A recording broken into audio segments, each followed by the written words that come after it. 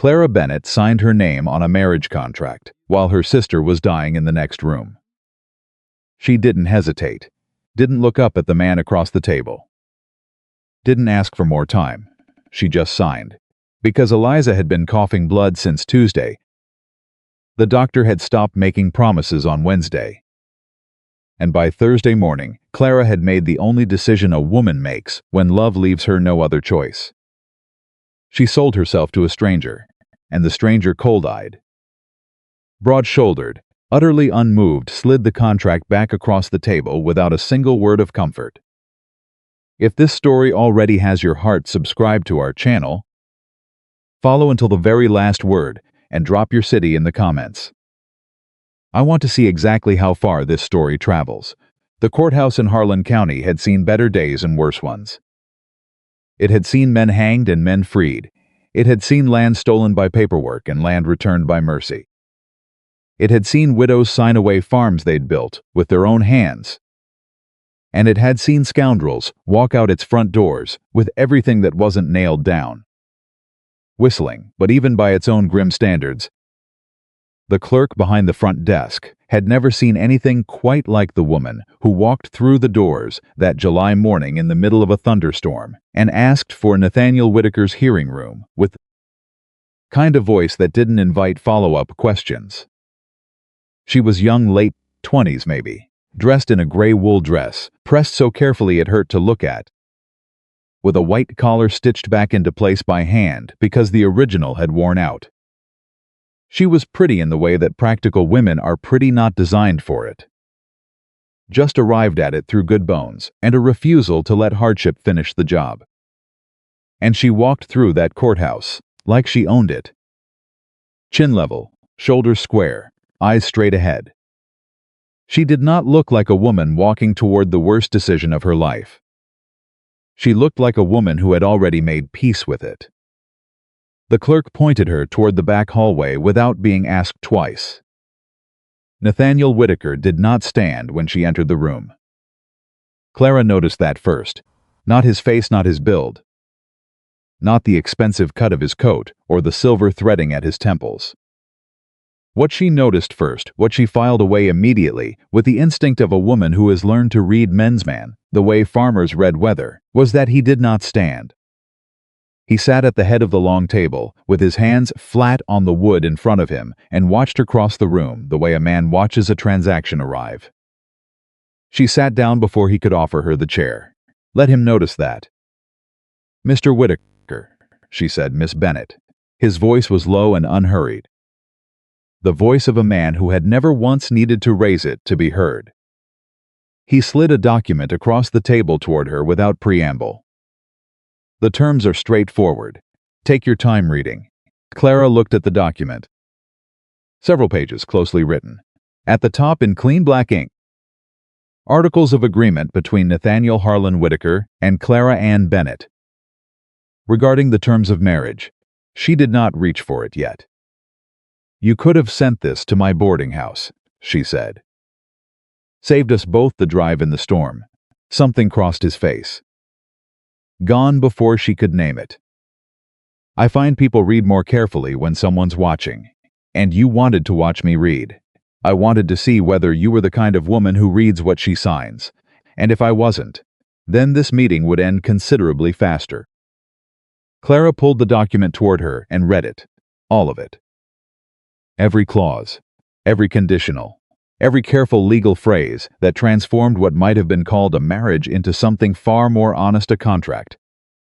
Documented and witnessed with terms on both sides stated plainly. She would come to Whitaker Manor as his legal wife.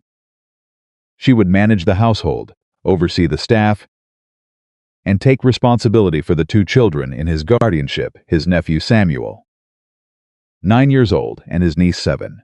In exchange, a personal allowance, access to household accounts, full medical care for herself and her sister, and the legal protections that came with carrying a wealthy man's name in Harlan County, Virginia. There was no clause about affection. There was no clause about companionship. There was, written with almost surgical precision in the 3rd section, Neither party shall make demands upon the other of an emotional or romantic nature. This arrangement is one of mutual practical benefit, entered into freely and with full understanding on both sides. Clara set the document down, folded her hands on the table. "You've been thorough," she said. "Clarity prevents a misunderstanding. It also prevents a great many other things." He looked at her, then really looked. For the first time, with the faint, suppressed acknowledgement of a man who has just registered that there's a crying fuck the table that is going to push back. "Miss Bennett." His voice did not shift. "I'll be direct. I'd prefer that to the alternative.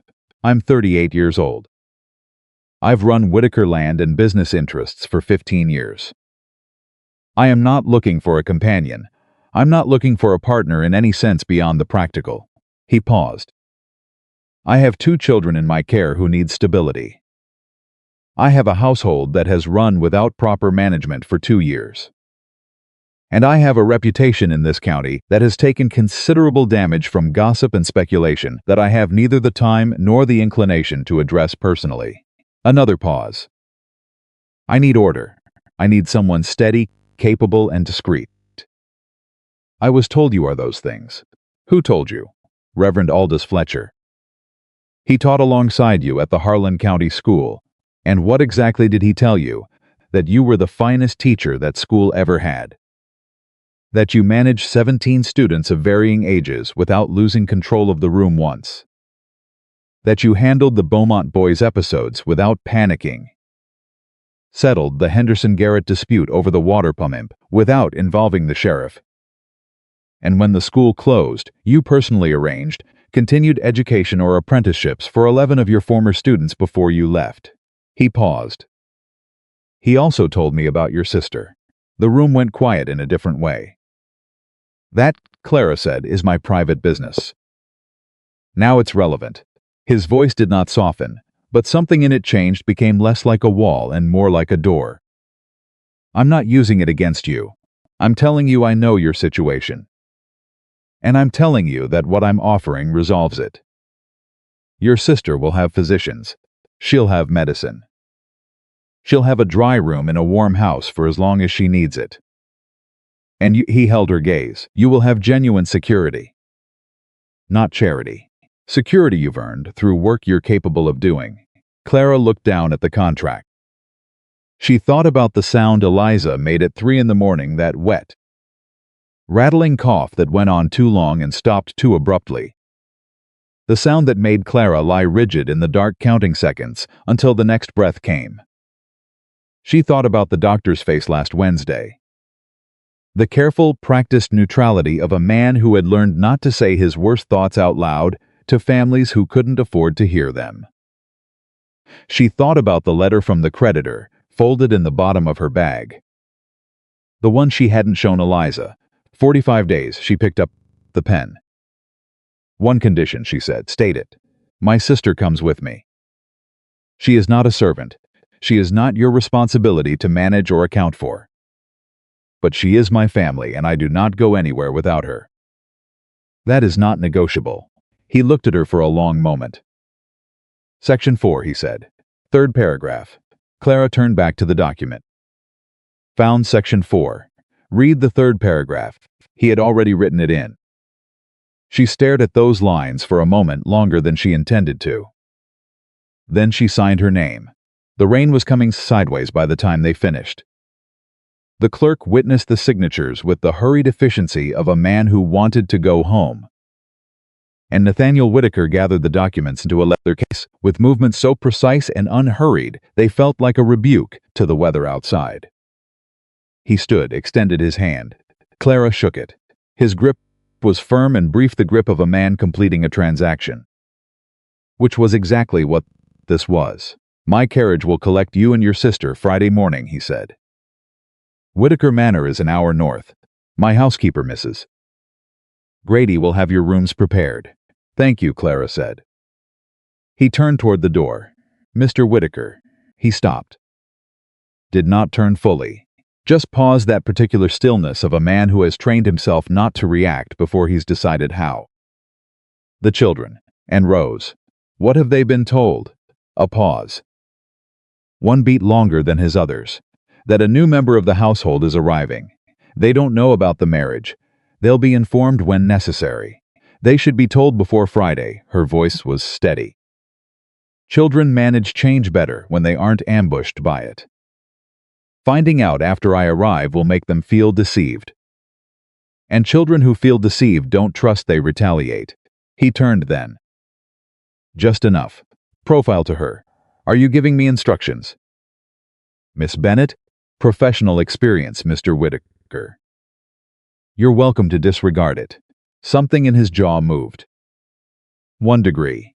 I'll consider it, he said, and then he walked out into the rain without an umbrella, without hurrying, without once looking back, and Clara stood in the empty hearing room with ink drying on her finger, and the sound of thunder rolling across the Virginia hills and the absolute, bone-deep knowledge that she had just changed everything. She did not let herself cry. She had learned that years ago. You could be terrified and uncertain and completely alone. And as long as you didn't cry, it didn't calcify into something permanent. Crying made choices feel final. Clara needed everything to stay provisional for as long as possible. She picked up her copy of the contract and walked back out through the courthouse the same way she'd come in, chin level. Shoulders square, eyes straight ahead. Nobody watching would have known a thing. She didn't tell Eliza everything that night. She told her the essential facts. A household position. A formal arrangement. Legal security for them both. A physician. Friday morning. Eliza was 14 years old. Had been sick for 8 months, and was also, despite all of that, perhaps because of it, the sharpest person Clara had ever known. She listened to all of it without interrupting. Then she said, "You married him. Not a question. I entered into a legal arrangement that carries the status of Clara Ann Bennett." Eliza pushed herself upright against the headboard. "You got married today and didn't tell me until tonight, and you're standing there calling it a formal arrangement like I'm some kind of child. You are a child. I am 14. In 1818, that is practically a matron." Eliza crossed her arms. "Tell me about him." Clara sat on the edge of the narrow bed. Outside, the storm had softened to a steady murmur against the glass. 38, widower. Owns substantial land north of town. 2 young children in his care, his nephew and niece. Is he kind? The question landed flat and clean. The way Eliza's questions always did. Clara thought about cold gray eyes and a contract that already had her sister's room written into it before she'd asked. "I don't know yet," she said honestly. Eliza studied her with those fever-bright eyes that always saw further than they should. "Are you frightened?" "A little." Eliza reached out and took her hand. "Frightened means you're paying attention. You always do better when you're paying attention." A pause. "Clara, you didn't have to do this for me. I know. You could have found another way, maybe. So why?" "Because this way was in front of me," Clara said. "And it was the right size for the problem we have. And I would rather take a known risk than wait on a vague hope." She pressed a kiss to her sister's forehead and stood. "Now sleep. We have packing to do in the morning." She sat by the window long after Eliza's breathing evened out, watching rain streak the glass. She took out the contract and read it again by candlelight. "Read that clause in the 3rd section 3 times. Neither party shall make demands upon the other of an emotional or romantic nature." She folded it back into her wooden box, blew out the candle, lay down in the dark, told herself it was the right choice. Was almost certain she believed it. Whitaker Manor came through the tree line on a Friday morning that had decided in stark, almost insulting contrast to the day she'd signed her name to be aggressively beautiful. The sky was that deep, cloudless Virginia blue that only August produces. The road through the property was lined with oaks old enough that their canopies had knit together overhead. And the morning light came through in long, slow shafts that made everything look like a painting of something peaceful. Clara did not let herself be charmed by any of it. "It's very large," Eliza said from beside her, nose practically against the carriage window. It is. The children, what are their names again? Samuel and Rose. Eliza turned to look at her. They sound like people with stories. Everyone has stories. Not everyone has good ones. Eliza's hand found hers on the seat between them. Clara, are you going to be all right?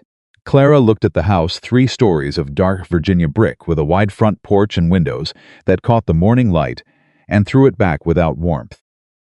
The kind of house that had been grand once and hadn't bothered to stop being grand even when the joy went out of it. I'm going to be fine, she said. The carriage stopped. Mrs. Grady came down the porch steps to meet them before they'd reached the bottom of the carriage stairs, a stout woman of perhaps 60.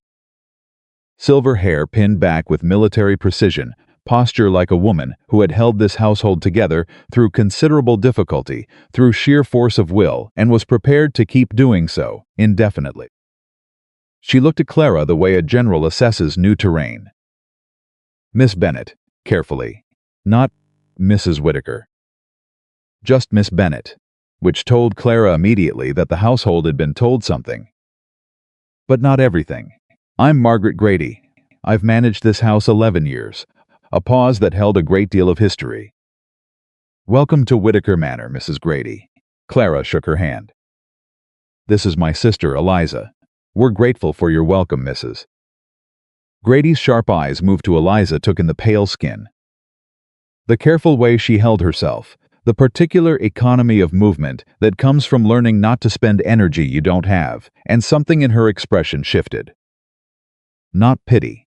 The practical recognition of a woman who knew exactly what managing an illness looked like. And what it cost. 2nd floor east wing, she said. Morning light is gentle there. She turned efficiently toward the door. Come. Clara followed. She noticed, crossing the threshold of the front door, that Whittaker Manor did not feel welcoming. It felt held, like a man standing with his arms crossed, waiting to see what you intend to do. The entryway was immaculate and cold, not in temperature. Summer heat had reached even here, but cold in the way rooms get when no one has laughed in them for a long time. The furniture was fine. The rugs were expensive, Mrs. Grady had put fresh flowers on the hall table, a small act of defiance against the surrounding stillness, but they looked slightly out of place. Like somebody whistling in a church. Mr. Whittaker is in his study, Mrs. Grady said as they climbed the main staircase. He'll join you for supper. 6 o'clock. Prompt. And the children, a beat. Barely perceptible, Samuel is in the stable yard. Rose is in her room. She stays in her room often? Generally's. Grady paused at the top of the stairs. Miss Bennett, may I speak plainly? I'd prefer it. That boy has had 4 women come through this house in 2 years. Not one lasted 3 months. The last one left because Samuel put a live snake in her traveling bag the morning of her departure. Clara considered this. How large was the snake? Mrs. Grady blinked. Whatever she'd expected. It wasn't that. Approximately 2 feet. Thankfully. No, then he was making a statement, not a threat. Clara held the older woman's gaze. There's a meaningful difference. Do you know if he caught it himself? I believe so. So he spent considerable time and effort capturing a live non-venomous snake and hiding it. Specifically to frighten away a woman he'd decided he didn't want. Clara nodded slowly. That's actually quite resourceful for a 9-year-old. Mrs.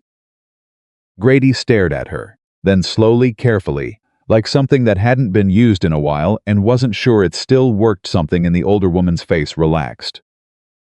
Just slightly. Your room, she said. Opening the door at the end of the hall. I'll find the children. Rose arrived first. 20 minutes later, while Clara was unpacking her second case, and Eliza slept 2 doors down, a small figure appeared in the doorway. Rose Whittaker was slight for 7, slight and very still. With her uncle's gray eyes and the practiced invisibility of a child who has learned that the safest way to be in a room is to take up as little of it as possible. Her dress was neat. Her hair was properly braided. And she stood at the threshold, with her weight slightly back, like someone who had calculated exactly how close she could get while keeping a clear line of retreat. Clara did not go to her. She continued unpacking, setting her books on the desk by the window, and spoke without turning around. You don't have to come in if you'd rather not. I'm just getting settled. Silence. I don't bite, Clara added. And I'm not going to ask you to curtsy, or make conversation, or do anything in particular. You can just stand there if that suits you.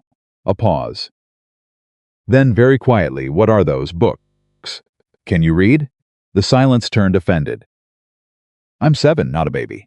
7 is not a baby, Clara agreed.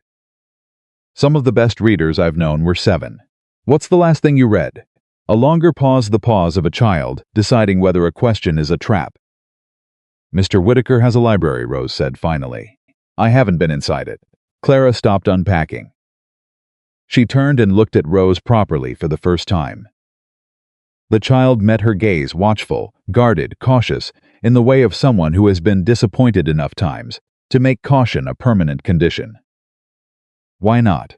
He never said I could. A pause. I didn't want to make him angry. Has he been angry at you before? Rose considered this with a gravity that did not belong on a 7-year-old's face. Not at me, she said carefully. He gets angry at things. And then he goes very quiet. Another pause. The quiet is worse than the angry. Clara crossed to the chair by the desk and sat down. Rose, she said. I'm Clara. I'm going to be here for quite a long time. I'd like us to be friends, eventually, not right away if you'd rather not. But eventually. Rose looked at her steadily. The other ladies said that. I know. They were all gone before summer ended. The words weren't cruel. They were factual. The flat, careful precision of a child who has learned that accurate observation is better protection than hope. I can't promise you about the future, Clarissa said. I think promises don't mean much until you've had time to measure whether the person making them does what they say. She held the child's gaze. But I can tell you what I'm going to do today, and tomorrow. And you can watch and decide for yourself. Rose was quiet for a moment. What are you going to do today? Finish unpacking. Meet your brother, find the kitchen, have supper. Clara paused. And then, if you wanted, take a look at that library. Just the two of us. Something moved across Rose's face. Small and quick, like light on water. He might not let you in either, she said. Maybe. But that's a different problem than not asking. Clara tilted her head. There's a gap between not allowed and never asked. Most people live their whole lives in that gap without noticing. Rose stood in the doorway for another long moment. Then she stepped one step, just one across the threshold. Samuel is going to be horrible to you, she announced. Probably. He put a snake in Miss Porter's bag. It was quite large. I heard that too. You're not frightened? I grew up on a farm, Clara said. I'm considerably more frightened of debt collectors. Rose blinked. Her expression considered very carefully, very briefly, the possibility of being almost amused. I'll tell Samuel you're here, she said, and she left. Clara turned back to the window, allowed herself, just for one moment, to feel something small and careful that was not quite hope. Just the shape of it. Samuel arrived like weather. He appeared in the doorway 40 minutes later, all sharp elbows and dried mud, and the particular jaw set of a boy who has decided to be difficult before he's even surveyed the situation. He leaned against the doorframe with his arms crossed and looked at Clara the way his uncle had looked at her, across that courthouse table, assessing, measuring, deciding, except where Nathaniel Whitaker's eyes were cold and controlled. Samuel's burned hot and open and completely unguarded. He had his uncle's gray eyes, and none of his uncle's discipline about showing what was in them. You're her, he said. I am, Clara agreed. She was reviewing the household account ledger now and did not look up. You're Samuel. Who told you? Your sister. Grady. And your uncle mentioned you when we discussed the arrangement. A pause. She could feel him recalibrating. He mentioned me, he did. She turned a page. He said you were 9 and in his guardianship. Didn't say much beyond that. She glanced up. Your sister told me about the snake. Samuel's chin came up. I'm not sorry about it. I didn't ask you to be. She watched him recalibrate again. Off balance. He'd expected defense, apology, or scolding, the standard responses.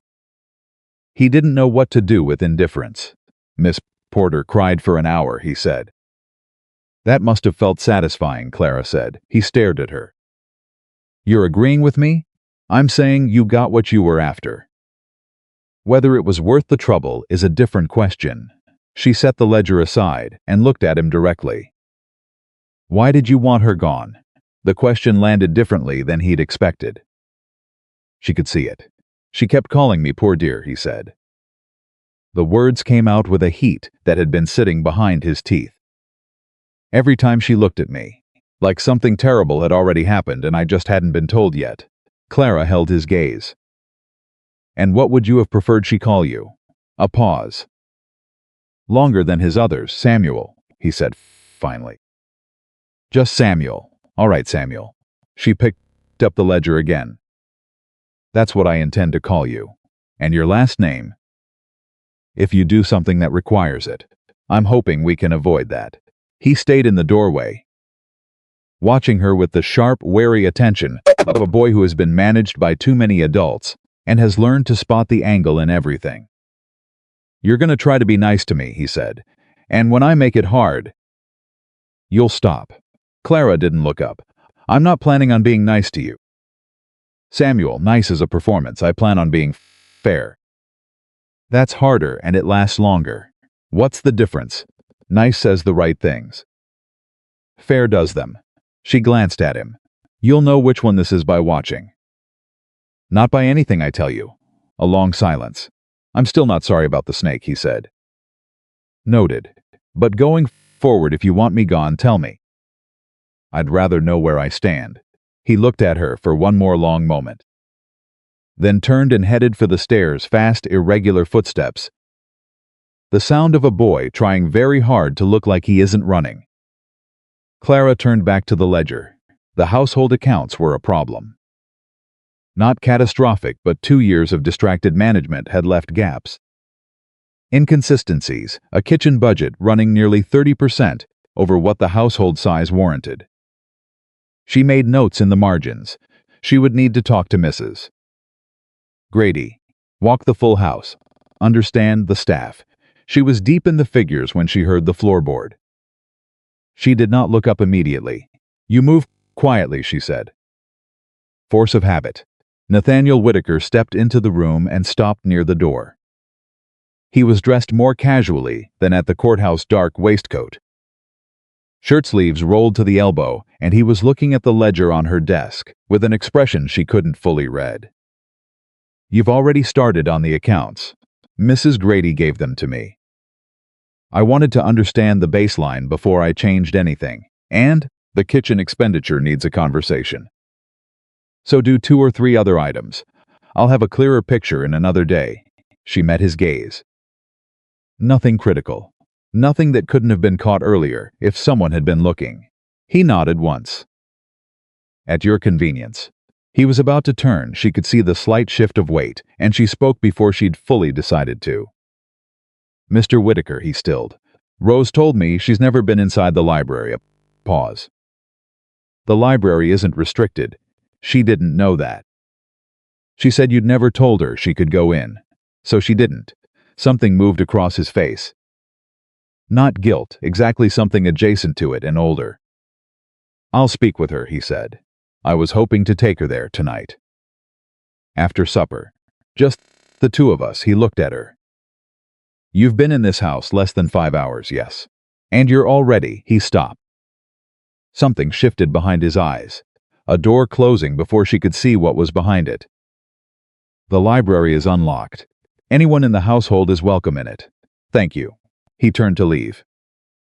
She's not a difficult child, Clara said quietly. She's a careful one. There's a difference. He stopped in the doorway. His back was to her. She could see the line of his shoulders and the way they held rigid and controlled and carrying something that had been there a long time. He stood like that for a full 3 seconds then. I know. 2 words. low and even, and threaded with something she hadn't heard from us before, something that wasn't coldness and wasn't calculation and wasn't the careful neutrality of a man managing a transaction.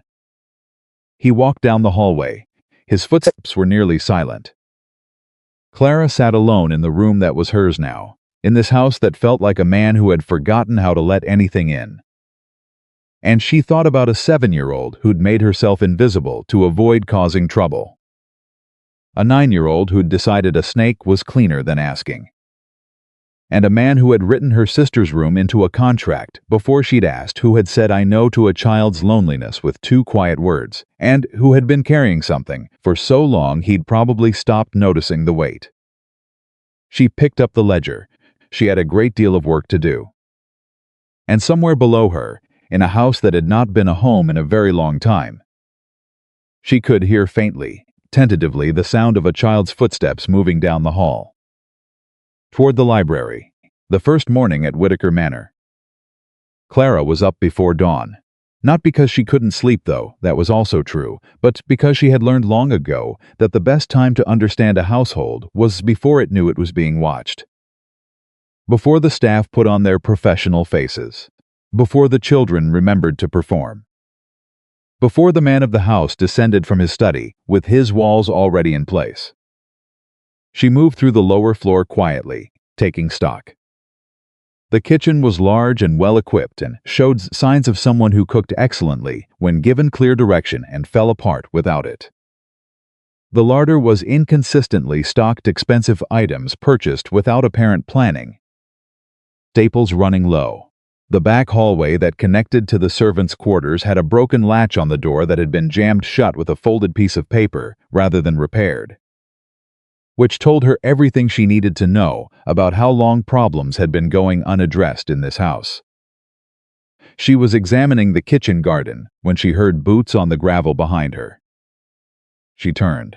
Samuel stood at the edge of the path in the early gray light, still in yesterday's clothes, with straw in his hair and the wary, half-defiant expression of a boy who had not expected to be caught and was now deciding whether to retreat or brazen it through. "You're up early," Clara said. "I sleep in the stable sometimes," he said, like he was daring her to object. "Is the hay comfortable?" He blinked. "What, the hay? Is it comfortable to sleep?" A pause. "It's fine, warm enough. I used to sleep in our barn when I was younger than you. When it rained mostly, the sound was good." She turned back to the garden. "Why do you sleep in the stable?" Silence. "Then it's quiet there." Clara nodded. She did not push further. She crouched down and examined a row of kitchen herbs that were healthy but disorganized, planted without apparent system. "Do you know which of these are used in the kitchen?" she asked. Samuel came 2 steps closer in spite of himself. "That one's rosemary. Mrs. Grady uses it for the Sunday roast. The other one's mint. She doesn't use it much, it just grows. Do you like mint?" "I don't, it's fine." He paused. "Why are you asking me about plants?" "Because you know the answer and I don't yet." Clara stood. "I'm going to need someone who knows this property to help me understand it." "Mrs. Grady knows the house. I'm guessing you know the land." Samuel looked at her with that hot, suspicious gaze, searching for the angle in it. "That sounds like a trick to make me do chores," he said. "It's not a trick. It's a job. Those are different things." Clara met his gaze. "Chores are what you do because someone makes you. A job is what you do because you're the one who knows how." He stared at her for a long moment. Then he looked away, jaw working. "The vegetable beds are on the south side," he said finally. "Mrs. Grady's kitchen girl doesn't know how to harvest squash properly. She takes them too early. Will you show me?" Clara said. He didn't answer, but he walked toward the south side of the garden. And after a moment, Clara followed. That was how it started. Not with a grand gesture, not with a declaration or a confrontation or any of the things that make for clean stories. It started with a boy who slept in stables, talking about squash in the gray early morning. Because someone had asked him a question and actually waited for the answer. By the end of the first week, Clara had done 3 things that made Mrs. Grady look at her differently.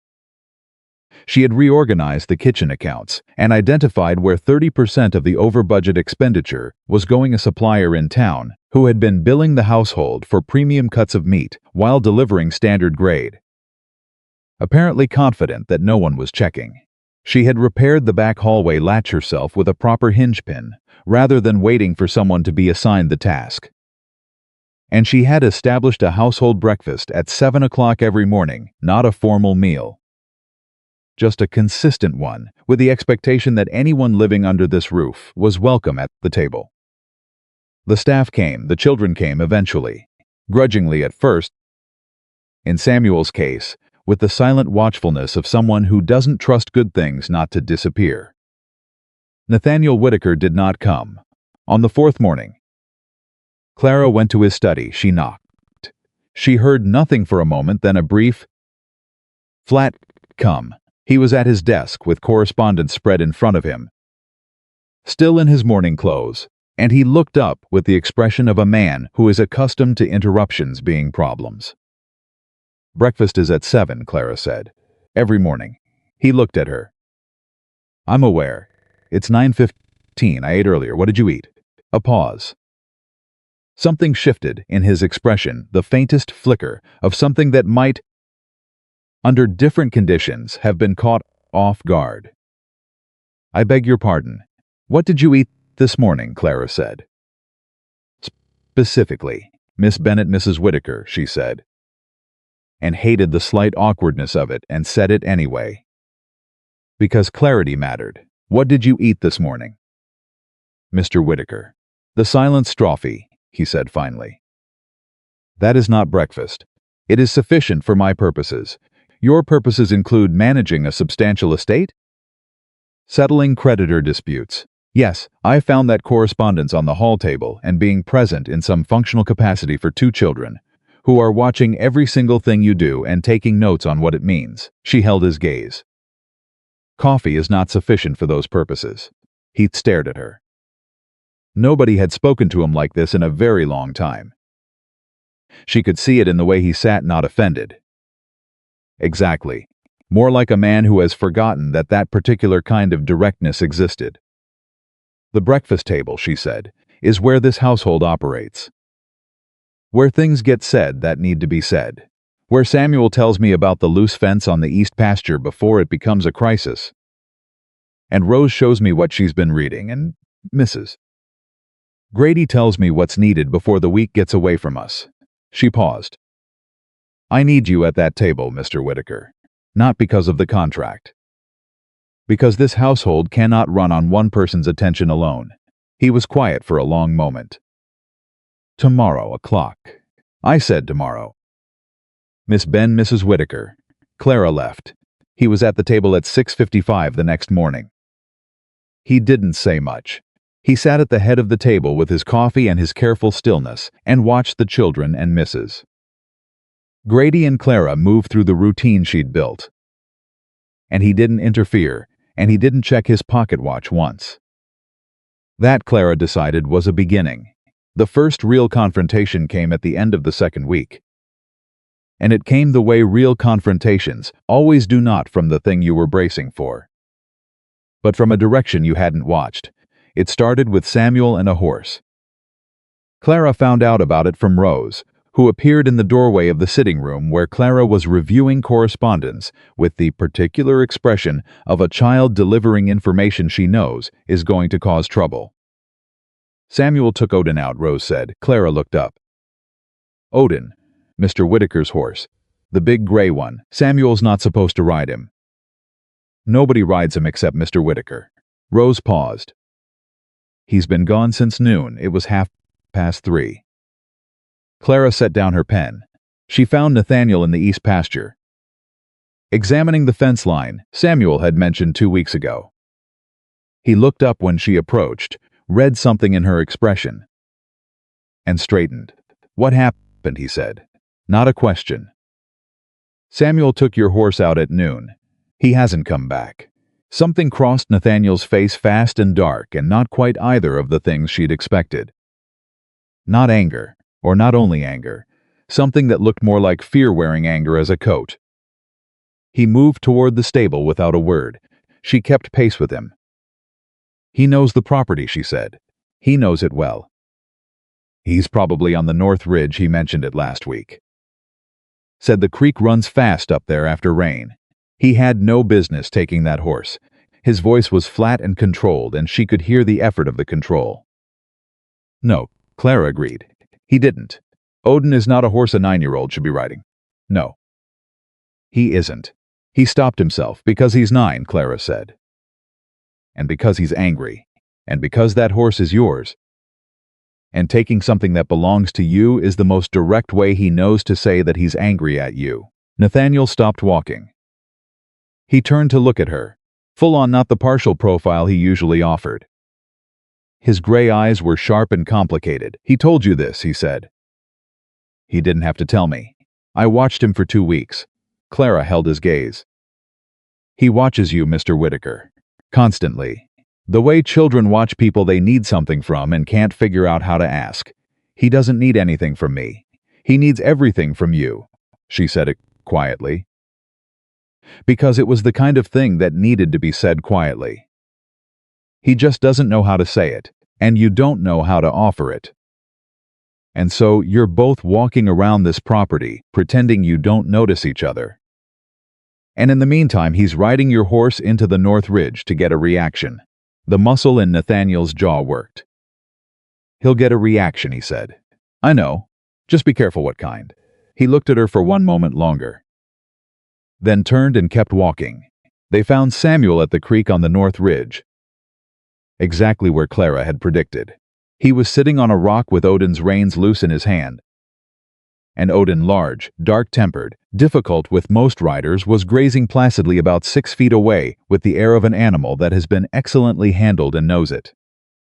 That, more than anything, was what stopped Nathaniel in the tree line. He stood there for a moment, looking at the horse, his horse. The one that had thrown 2 full-grown men in the past year, standing calmly next to a 9-year-old boy. And something in his face shifted with a complexity that Clara didn't try to read. Samuel heard them. His head came up. His chin said immediately that familiar armor, but his eyes, before he got the armor in place, showed exactly what he was feeling. He was afraid, not of punishment, or not only of that. Of something larger, of what was about to happen, of whether the person walking toward him was going to be the version that scared him, or the version he was desperately, silently hoping for. Nathaniel walked to within 10 feet of him and stopped. The silence stretched. "He rides well," Nathaniel said. Samuel blinked. Nathaniel looked at the horse. "He doesn't let most people near him. He's let you walk him up a ridge and bring him to water." A pause. "Where did you learn to handle a horse like that?" The armor wobbled. "My father taught me," Samuel said. The words came out quieter than he'd intended. Before, something happened in Nathaniel's face. Something Clara had not seen there before, not the careful neutrality. Not the controlled distance, but an actual break in it. Small and sharp, like a crack in winter ice. "Your father was an excellent horseman," Nathaniel said. Samuel said nothing. His throat moved. "You took my horse without permission," Nathaniel said then. And the gentleness was gone from his voice, but not replaced with anything harsh, just returned to that measured evenness. "That was wrong. You know it was wrong." "Yes, sir. You will not do it again without asking." A pause. Samuel looked at him. "Would you say yes?" "If I asked." That followed was different from Nathaniel's other silences. Longer, with something in it that was searching for the right shape. "Come back after supper," Nathaniel said. "We'll see how you handle him in the paddock." Samuel stared at him. Then he looked away fast, the way people look away when they're afraid of what their face is doing. "Yes, sir," he said. His voice was careful and even and completely betrayed by the way he immediately busied himself with Odin's reins to have somewhere to put his hands. Clara stood at the edge of the tree line and did not say a single word. Some things you didn't touch, you just bore witness. The third week brought 2 things. Progress and a problem. The progress was Rose. Whatever had shifted between them on that first evening, the library visit, the 2 hours they'd spent sitting on the floor between the shelves while Clara read aloud, and Rose held the book and turned the pages with a concentration so intense it was almost devotional, had grown into something tentative but real. Rose came to breakfast without being called now. She sat beside Clara and showed her things, pages she'd read, questions she'd thought of, small observations about the household that she delivered in that quiet, careful way of hers, still watching for the reaction, still prepared for the conversation to end badly, but she came. Every morning. That was new. She had also, Clara noticed, started leaving the door to her room open. It was a small thing. But small things in this house, she was learning, were never small. The problem was Eleanor Vance. She arrived on a Thursday in the third week, a widow of about 50, with the kind of beauty that announces itself, and the kind of confidence that comes from having had an audience for that announcement for 30 years. She owned the property adjacent to Whitaker land, had known Nathaniel Whitaker for the better part of a decade, and arrived in a carriage that cost more than Clara's family farm had at its best. She came to call, she said, to welcome the new Mrs. Whitaker. She sat in the Whitaker parlor with her back perfectly straight and her teacup perfectly held, and looked at Clara the way a woman looks at something she has categorized and found not particularly interesting. "You must find this all quite overwhelming," she said sweetly. "So much history. And the children. Of course. Samuel in particular can be a handful. I understand several women before you found the situation unmanageable. I've found Samuel to be quite manageable," Clara said pleasantly. "Of course," Mrs. Vance smiled. "You're a schoolteacher. You're accustomed to difficult children, though I imagine managing a schoolroom and managing a house of this stature are rather different things. They have some similarities." Mrs. Vance set down her cup. "I was quite close to Nathaniel's first wife. You know, Catherine. She was extraordinary, educated, elegant, from a very good Virginia family. She understood this household in a way that took years to build. A pause that was not quite a pause. I imagine you'll need quite some time to find your footing." Clara looked at her steadily. She had met Eleanor Vance before, not this woman specifically, but this particular architecture of condescension. This precise construction of words designed to shrink the person they're aimed at while maintaining complete plausible deniability. She had managed 17 children in a schoolroom, including the Beaumont boy who threw chairs. Eleanor Vance was not going to be a problem. "Mrs. Vance," Clara said, setting her own cup down with a small, deliberate click, "I appreciate you coming to welcome me. I genuinely do. This county is new to me, and I value the knowledge of people who know it well," she smiled. "I also want to be direct with you, since I've found that directness saves a great deal of time. I'm not going to compete with Catherine Whitaker's memory, or with anyone's idea of what this household should look like, or with the expectations of people who've been watching this house from the outside." She held Mrs. Vance's gaze. "I'm here to do a job, and I'm quite good at it. I hope we can be friendly neighbors on that basis." Mrs. Vance's smile did not change, but something behind it did, a cold, assessing quality that was considerably more honest than anything she'd shown since she walked through the door. "How refreshing," she said. "Isn't it?" Clara said. Mrs. Vance left 20 minutes later with all the graciousness of a woman who has filed something away for later. Clara stood at the parlor window and watched the carriage go and allowed herself exactly 3 seconds to feel the weight of that particular category of enemy. Then she went back to the household accounts. She didn't tell Nathaniel about the visit. She didn't need to. Mrs. Grady, who had served the tea with the compressed expression of a woman hearing exactly what she expected to hear, told him that evening before supper. He came to find Clara in the library, where she was reorganizing the shelves with Rose's assistance, or rather, with Rose making executive decisions about which books deserved better placement, while Clara physically moved them.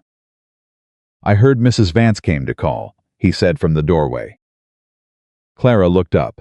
She did. She can be stopped. Started again. Her manner can be difficult. She was perfectly pleasant, Clara said. Which was precisely true and completely misleading. And she could see from the slight shift in his expression that he understood both of those things simultaneously. If she causes you difficulty, I'm not easily caused difficulty. Mr. Whittaker. She slid a volume of natural history back onto the shelf. But I appreciate you saying so. He looked at Rose, who was sitting cross-legged on the floor with a book open in her lap and the complete serenity of a child in her rightful place. Something moved across his face. Quiet, complicated. The look of a man seeing something he hadn't expected to find and not quite knowing what to do with it. Rose, he said. She looked up. Are you is the library comfortable for you? Rose stared at him. This was not a question she'd been asked before. Her uncle did not generally ask about comfort. Yes, she said carefully. Then after a pause, the corner by the window is the best spot. The light is good and you can't be seen from the doorway. Why would you want to not be seen from the doorway? Rose seemed to consider whether this was a trap. Decided, apparently, that it wasn't. Because then nobody walks past and makes you feel like you should be doing something else, she said simply. Nathaniel was quiet for a moment. You can use the library whenever you like, he said. Day or evening, you don't need anyone's permission. Rose looked at him. I know, she said. Mrs. Clara told me. Mrs. Clara is correct. He held his niece's gaze for a moment, and there was something in it. Something that Clara saw him trying to find the shape of. Something that had been buried too long and had lost the habit of surfacing. Rose, he stopped. Rose waited. I should have told you sooner, he said. About the library. About a number of things. It was 5 words short of an apology. But it was more than he'd managed in 8 months. And Rose seemed to understand that, because she looked at him for a moment with those grave gray eyes, and then looked back at her book. It's all right, she said quietly. It wasn't, entirely. But it was a beginning. Nathaniel Whittaker stood in the doorway of his library for another moment, looking at his niece reading in the corner by the window. And his face did something that Clara had no name for, yet something that was the emotional equivalent of a door left slightly ajar. Then he turned and walked back down the hall. Clara watched him go. The real fracture came at the end of the 3rd week. On a Saturday evening, when everything that had been building found its moment. Eliza had been improving slowly, tentatively. The improvement of someone whose body is cautiously deciding whether to commit to recovery, and on Saturday afternoon she had come downstairs for the first time and sat in the garden with a blanket across her lap and a book in her hands and a look on her face like someone who has been given back something she thought was gone. Samuel had found her there. Clara, watching from the kitchen window, had expected the worst. Samuel with his walls up, his chin set, his talent for making unwanted people feel unwelcome. She had been prepared to intervene. She hadn't needed to. Because what she watched instead was her sister ask Samuel about the garden. And Samuel, after a suspicious pause of about 45 seconds, sit down on the grass beside her chair and start talking. Not performing, not managing, just talking. By the time Clara came out with afternoon tea, Samuel was explaining the difference between the east and west vegetable beds, with the focused authority of an expert delivering a lecture. And Eliza was listening with the complete, genuine attention that was Eliza's greatest gift, and that no one, not teachers, not doctors, not anyone could resist for very long. You know a great deal about this garden, Eliza said when Samuel finished. I've lived here 8 months, he said. Still, not everyone pays attention that carefully. Most people just see what's in front of them. Samuel looked at her. You're sick, he said, not unkindly, just factually. I am, Eliza agreed. Getting better, though. How do you know? Because things taste like something again. Food, I mean. When you're really sick, everything tastes like nothing. When you start getting better, the taste comes back. A pause. Small things come back first, before the big ones. Samuel considered this with the seriousness he applied to everything. Is that how it works with other things too? I think so, Eliza said. Yes. Clara set the tea tray down and said nothing. It was later that evening, after supper, when the fracture happened. The proximate cause was ordinary, a broken toy, a raised voice. A child pushed to a limit he hadn't known was there. Rose had a small carved wooden horse that had belonged to her before her parents died. And Samuel, crossing through the sitting room with too much speed and too little attention, knocked it off the mantelpiece, and it hit the floor, and the front leg snapped. The sound Rose made was not loud. That was what made it devastating. It was a single, sharp intake of breath, the sound of someone trying very hard not to react and failing by exactly one sound, and then silence. Rose, I didn't mean. It's fine, Rose said. Her voice was perfectly controlled. Her face was perfectly controlled. Everything was perfectly controlled, and she was 7 years old, and it was the toy her mother had given her, and it was broken. I'll fix it, Samuel said. I can fix it. I can get. It's fine, Rose said again, and picked up the broken pieces and walked out of the room with a composure that was worse than crying. Samuel stood in the sitting room with the color drained from his face and his hands at his sides and looked like he was going to be sick. Clara came in from the hallway. Go after her, she said quietly. She said it was fine, she said the words. Go after her. He looked at Clara. Something in his face had cracked open, not the controlled anger he usually showed, but something under it. Younger and rawer and much more frightened. What if she doesn't want me to? She needs you to. Those are different things. Clara held his gaze. Go. He went. Clara stood in the sitting room and listened to his footsteps on the stairs. And then she turned, and Nathaniel Whitaker was standing in the doorway of the hall. She didn't know how long he'd been there. He looked at her. I don't know how to do this, he said. It came out without preparation. Without the careful management he applied to every other sentence. Just 5 words, low and stripped of anything except the truth. Clara looked at him steadily. I know, she said. I manage land. Accounts. Legal agreements. I know how to manage things. His jaw worked. I don't know how to. He stopped. She's been in this house 8 months, and I've never once asked her if she was all right. You could ask her now. She'll say she's fine. She will, Clara agreed. Ask her anyway. The asking matters more than the answer. He was quiet for a long moment. From upstairs, very faintly, came the sound of Samuel's voice, not the words. Just the sound, and then a longer silence, and then something that might have been 2 children talking in the way that children talk when they've stopped managing each other and started actually speaking.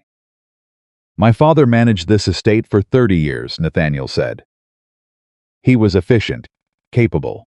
He made decisions and executed them and considered that sufficient. A pause. I believe that was sufficient, for most of my life. And Clara said. He looked at her. The gray eyes were not cold, she realized. Or not only cold. They were the eyes of a man who had built a very specific kind of life and was standing in the doorway of his own house, watching 2 children talk upstairs and beginning to understand. At 38 years old, that efficiency was not the same as enough. I don't know what I believe now, he said. That, Clara said, is probably the most useful thing you've said since I arrived. He almost looked at her with something like surprise. Then something else quieter and less guarded and more honest than anything she'd seen from him yet. You're a very unusual woman, Mrs. Whitaker, he said. The name landed differently than it had the other times. She wasn't sure why, so I've been told, she said. He held her gaze for 1 moment longer. Then he turned and walked to the stairs. And Clara listened to him go up quietly as always, and she heard. After a moment, the sound of a knock on a door, and a child's voice saying, "Come in." And then silence. She stood alone in the sitting room of this house that had started. Very slowly, to exhale. Outside, the summer evening pressed against the windows, warm and thick and full of the sound of insects in the Virginia dark. The broken wooden horse sat on the side table where she'd placed it. She picked it up carefully and examined the brake. The leg had come off at the joint. Fixable. With the right tools. She set it in her pocket and went to find Mrs. Grady. She had work to do. The wooden horse was back on Rose's mantelpiece by Monday morning. Clara had found a carpenter's kit in the back of the storage room Sunday evening, small. Well used, the kind of kit a man keeps, because he learned early that things break, and you either fix them or you live with broken things. She'd worked at the kitchen table by candlelight while the house slept, fitting the leg back into the joint with a thin pin and a careful application of hide glue, holding it steady until the glue caught. It wasn't perfect. There was a hairline seam at the joint if you looked closely. She left it on Rose's mantelpiece before the child woke up. She didn't say anything about it at breakfast. Rose came to the table, sat in her usual chair, and poured her milk with the careful concentration she applied to everything. She ate half her porridge. She looked at Clara once, a quick, sideways look, direct and unguarded, and gone almost before it registered. Then she went back to her breakfast, that was all. But under the table, very briefly, her small hand found Clara's and pressed once. Clara pressed back, didn't look up from her own plate. Samuel, sitting across from them, pretended to be very interested in his bread. Nathaniel, at the head of the table, was watching the window.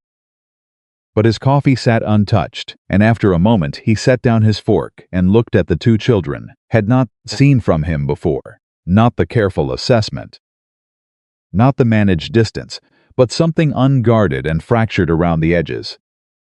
Like a man watching something he hadn't expected to want and not yet knowing what to do about the wanting. He caught Clara's eye across the table. She held his gaze for exactly 1 second. Then they both looked away. That, too, was a beginning. Smaller than the others. More dangerous. The trouble with Eleanor Vance did not announce itself. It never did with women like Eleanor Vance. It arrived 3 days later in the form of a letter, formal, cream-colored, delivered to the house by a courier who handed it to Mrs. Grady with the excessive discretion of someone paid to be discreet. Mrs. Grady brought it to Nathaniel. He read it in his study and came to find Clara in the garden, where she was walking the east fence line with Samuel, who had appointed himself chief property assessor and was taking the role with considerable seriousness. "A moment," Nathaniel said. Samuel looked between them. Read the room with that sharp animal instinct of his, and found pressing business in the direction of the stable. Nathaniel handed her the letter. Clara read it. It was from the Harlan County Ladies' Charitable Society, of which Eleanor Vance was founding chair, informing Mr. Nathaniel Whitaker that due to certain concerns raised by community members regarding the circumstances of his recent marriage, the society was conducting an informal inquiry into the welfare of the children in his household. The letter was signed by Eleanor Vance and 3 other names Clara didn't recognize, and it was written in the particular register of social violence that sounds like concern and operates like a blade. Clara read it twice, folded it, handed it back. "She moves fast," Clara said. "She does." His voice was flat. "She's been angling for a position in this household's management since Catherine died. She offered herself as a solution to the children's situation twice before I made other arrangements. Before you hired me. Before I married you." He said it without inflection, like he was still getting used to the architecture of the sentence. "What does she want?" Clara said. "What she's always wanted. Influence." A pause. "This county talks, Mrs. Whitaker.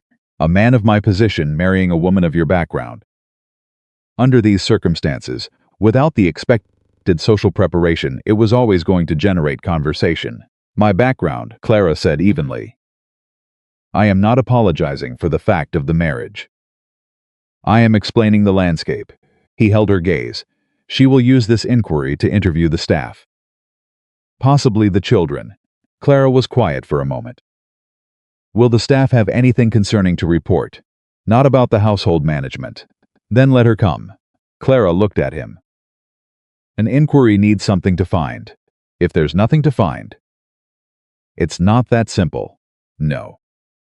But it's also not as complicated as she's hoping. Clara paused. What concerns me more is the children.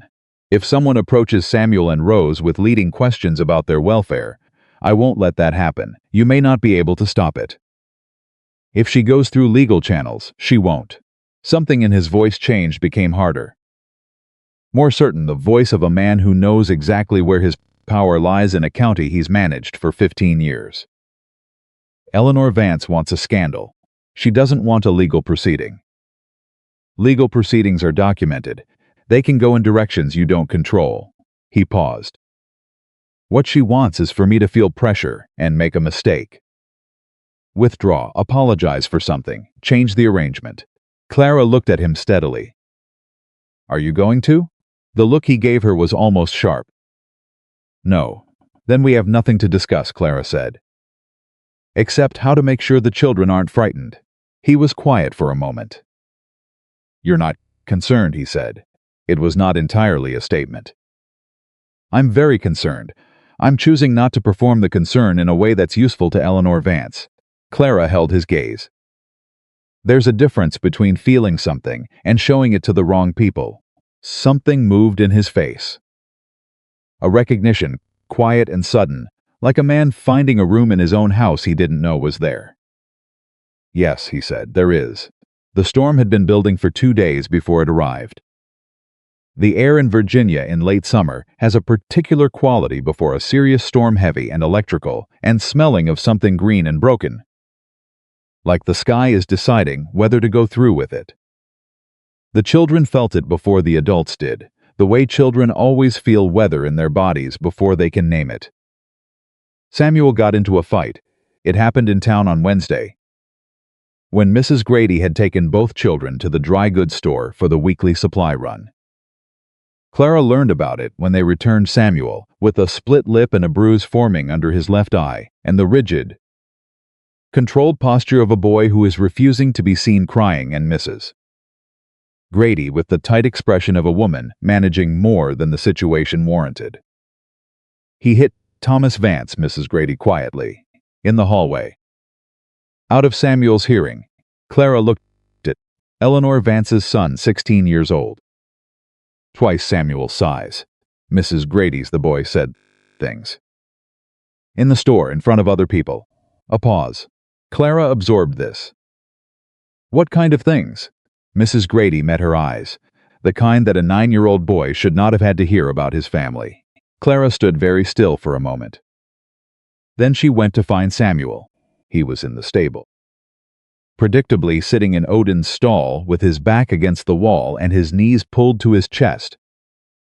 Not touching the horse, but positioned close enough that the animal's presence was a comfort, which told Clara everything she needed to know about the state he was in.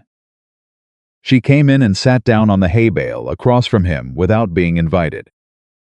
You want to tell me what happened? She said. No, all right. Silence. The horse shifted and blew softly through its nose. He said you married Mr. Whitaker for his money, Samuel said. His voice was flat and controlled and shaking slightly at the edges. He said everyone in the county knows it, he said. He stopped.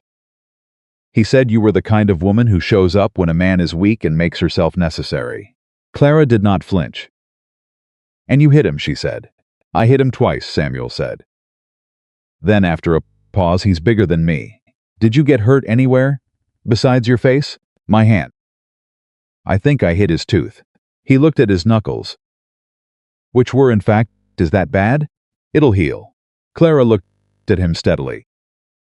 Samuel, I need to tell you something, and I need you to hear all of it before you decide what you think. He looked at her. What Thomas Vance said is something people are going to say. In this county. About me. She held his gaze. I can't stop them saying it. I can't make them change their minds by arguing with them. The only thing I can do is live in a way that makes the words look like what they are. Which is nonsense. A pause. What I cannot do, what I need you to not do on my behalf, is get into fights that get you hurt and give Eleanor Vance exactly the story she's looking for. Samuel's jaw was tight. He shouldn't have said it. No, he shouldn't have. Clara kept her voice even. But Samuel, you're 9 years old and you took a swing at a 16-year-old boy in a public store because someone insulted me. Do you understand what that means? He looked away. It means you've decided this family is worth defending, she said quietly. And I am more grateful for that than I know how to tell you.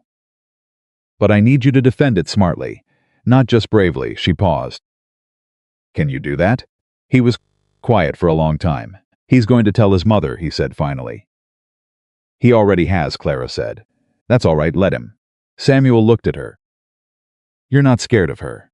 I'm a little scared of her, Clara said honestly. But being scared and doing the right thing anyway is not the same as being brave. It's just being sensible about your options. Something shifted in his face. That hot, suspicious quality softened by 1 degree, not gone. Never fully gone, but adjusted, reconsidered. My father said something like that once, he said. He sounds like he was a wise man. He was. Samuel's voice caught. He looked at Odin. The horse turned its great head and regarded him with the patient, incurious calm that only horses and the very old manage. He was good at knowing what mattered. Clara let the silence sit for a moment. So are you, she said. You're just still learning which things. She reached into her apron pocket and produced a strip of clean cloth and a small tin of salve. She held them out. Samuel looked at her hand. Then he held out his knuckles. She cleaned the cuts without comment, and he sat still and let her. And outside the stable the sky was pressing lower, darker, and the first distant sound of thunder rolled across the Virginia hills like something finally losing patience. The storm broke that night. It came in fast and violent, lightning cracking the sky open every few minutes. Rain hammering the manor's slate roof with the particular fury of a summer storm that had been building too long and was making up for the delay. The windows rattled. The old oak on the east side of the house groaned against the wind. Clara was at the kitchen table, with a lamp and the household ledger, when she heard it. A sound from the upper floor. Not the children. She'd checked on both of them an hour ago. Rose was asleep with a book open on her and her chest. Samuel was sleeping the deep, uncomplicated sleep of a boy who has spent his energy. This was from Nathaniel's study, or rather from the hallway outside it. A door opening. Then nothing. Then downstairs, the sound of boots on the kitchen flagstones. She looked up. Nathaniel Whitaker stood in the kitchen doorway in shirt sleeves. No waistcoat, his hair not yet put in the careful order he maintained during the day. And for the first time since she'd met him, he looked uncontained. Not undone, but like a man whose container had developed a fault somewhere, and he hadn't found it yet. He looked at her, at the lamp, at the open ledger. You're awake, he said. I sleep lightly when there's weather. She closed the ledger. Sit down, Mr. Whitaker. I'll make tea. You don't need, she said. Not unkindly, and he sat. She moved to the stove and worked in silence for a moment. Water. Kettle, the small orderly rituals that keep hands busy when everything else is too large to manage. Outside, lightning whitened the window and thunder followed it close, rattling the glass in its frame. She heard him breathe. Not the controlled, measured breathing of his usual self. Something rougher. Like a man who has been holding something for a very long time and has made the mistake of setting it down in a lit room. She set the tea in front of him and sat down across the table. He was looking at the window. The storm, she said. It's more than weather for you. He was quiet for a long moment. Catherine died in a storm, he said. 3 years ago. A carriage accident, North Road. The driver lost the horses in a flash flood. A pause. I was in this house when it happened, working in my study. While she was, he stopped. I didn't know for 6 hours. Clara said nothing. Samuel and Rose's parents died 8 months ago in a riding accident. Clear day, no weather, no excuse. His voice was stripped down to its framework. There is no logic to it. I understand that. I've told myself I understand that. He looked at his hands.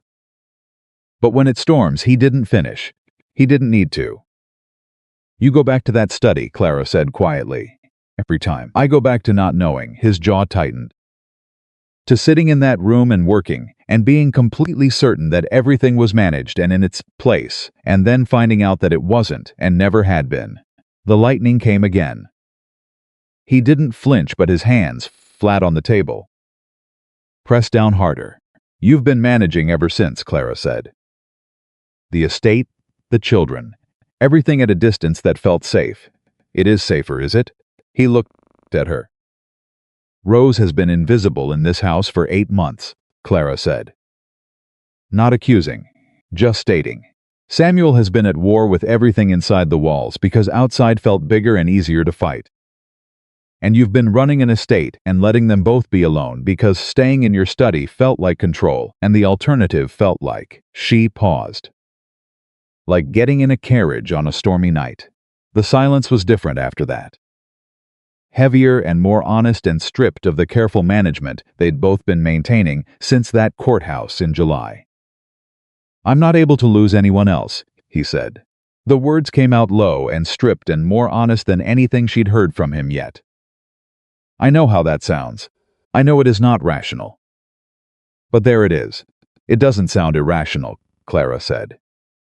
It sounds like a man who loved people and lost them, and decided distance was the same as protection. Isn't it? No, she said simply. It just means they're alone, and so are you. He looked at her for a long time.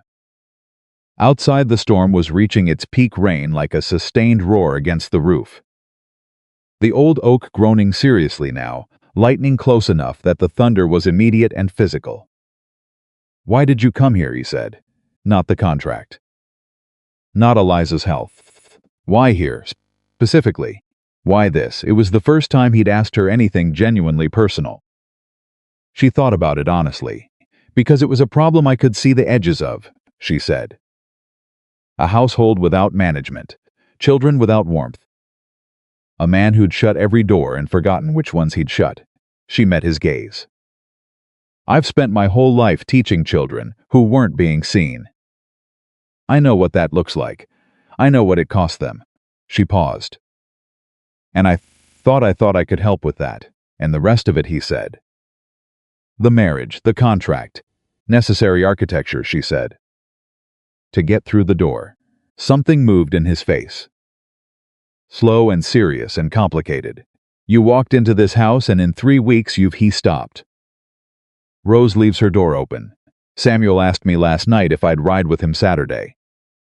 Mrs. Grady has not looked not this. He stopped again. This household hasn't felt like a home? Clara offered. He looked at her. Yes, he said, quietly, like the word cost something. The kettle had gone cold between them. Neither of them had drunk the tea. Mr. Whitaker, Clara said Nathaniel. She used his name for the first time. Deliberately, she watched him register it. You are not going to lose them by being present, she said. You are losing them already by being absent. Every day you spend in that study managing things from a safe distance is a day Samuel spends in the stable, and Rose spends making herself invisible. She held his gaze. You cannot protect people by staying away from them. You can only make them feel like they're not worth staying for. The words landed. She watched them land.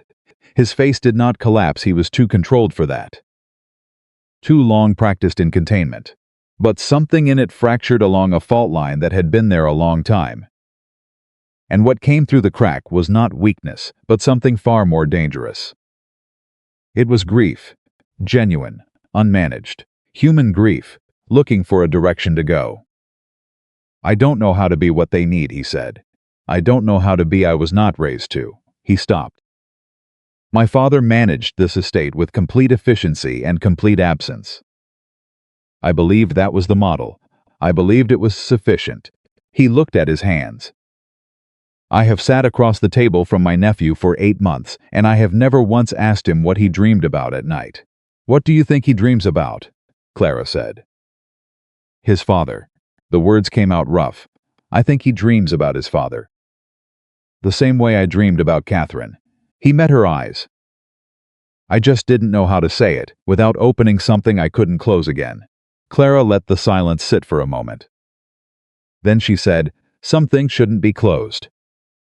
He looked at her across the kitchen table in the lamplight, with the storm hammering the windows and the old oak groaning in the wind, and his hands flat on the table, and 3 weeks of careful management dissolving around the edges. "No," he said. "I'm beginning to understand that." The twist came the next morning before breakfast. And it came from a direction neither of them had watched. Mrs. Grady knocked on Clara's door at 6:15 with an expression Clara had not seen on her before, not her usual compressed worry, but something sharper and more urgent. "There's a man downstairs," she said.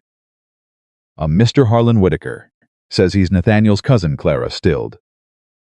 "I wasn't aware Mr. Whitaker had a cousin. Neither was I, Mrs." Grady's voice was careful. "In 11 years I've never heard him mentioned once." A pause. "He arrived with a lawyer." Clara dressed in under 3 minutes. She came downstairs to find Nathaniel already in the front hall, evidently Mrs. Grady had woken him first facing a man of about 45 with Whitaker coloring and Whitaker height, and an expression to the particular way of men who have decided exactly what they want and are managing their presentation of it carefully. The lawyer stood slightly behind him with a leather case that looked expensive and had been carried a long way. "Nathaniel," the man was saying, in the warm register of someone performing reunion. "It's been too long, cousin. Far too long, Harlan." Nathaniel's voice was absolutely flat.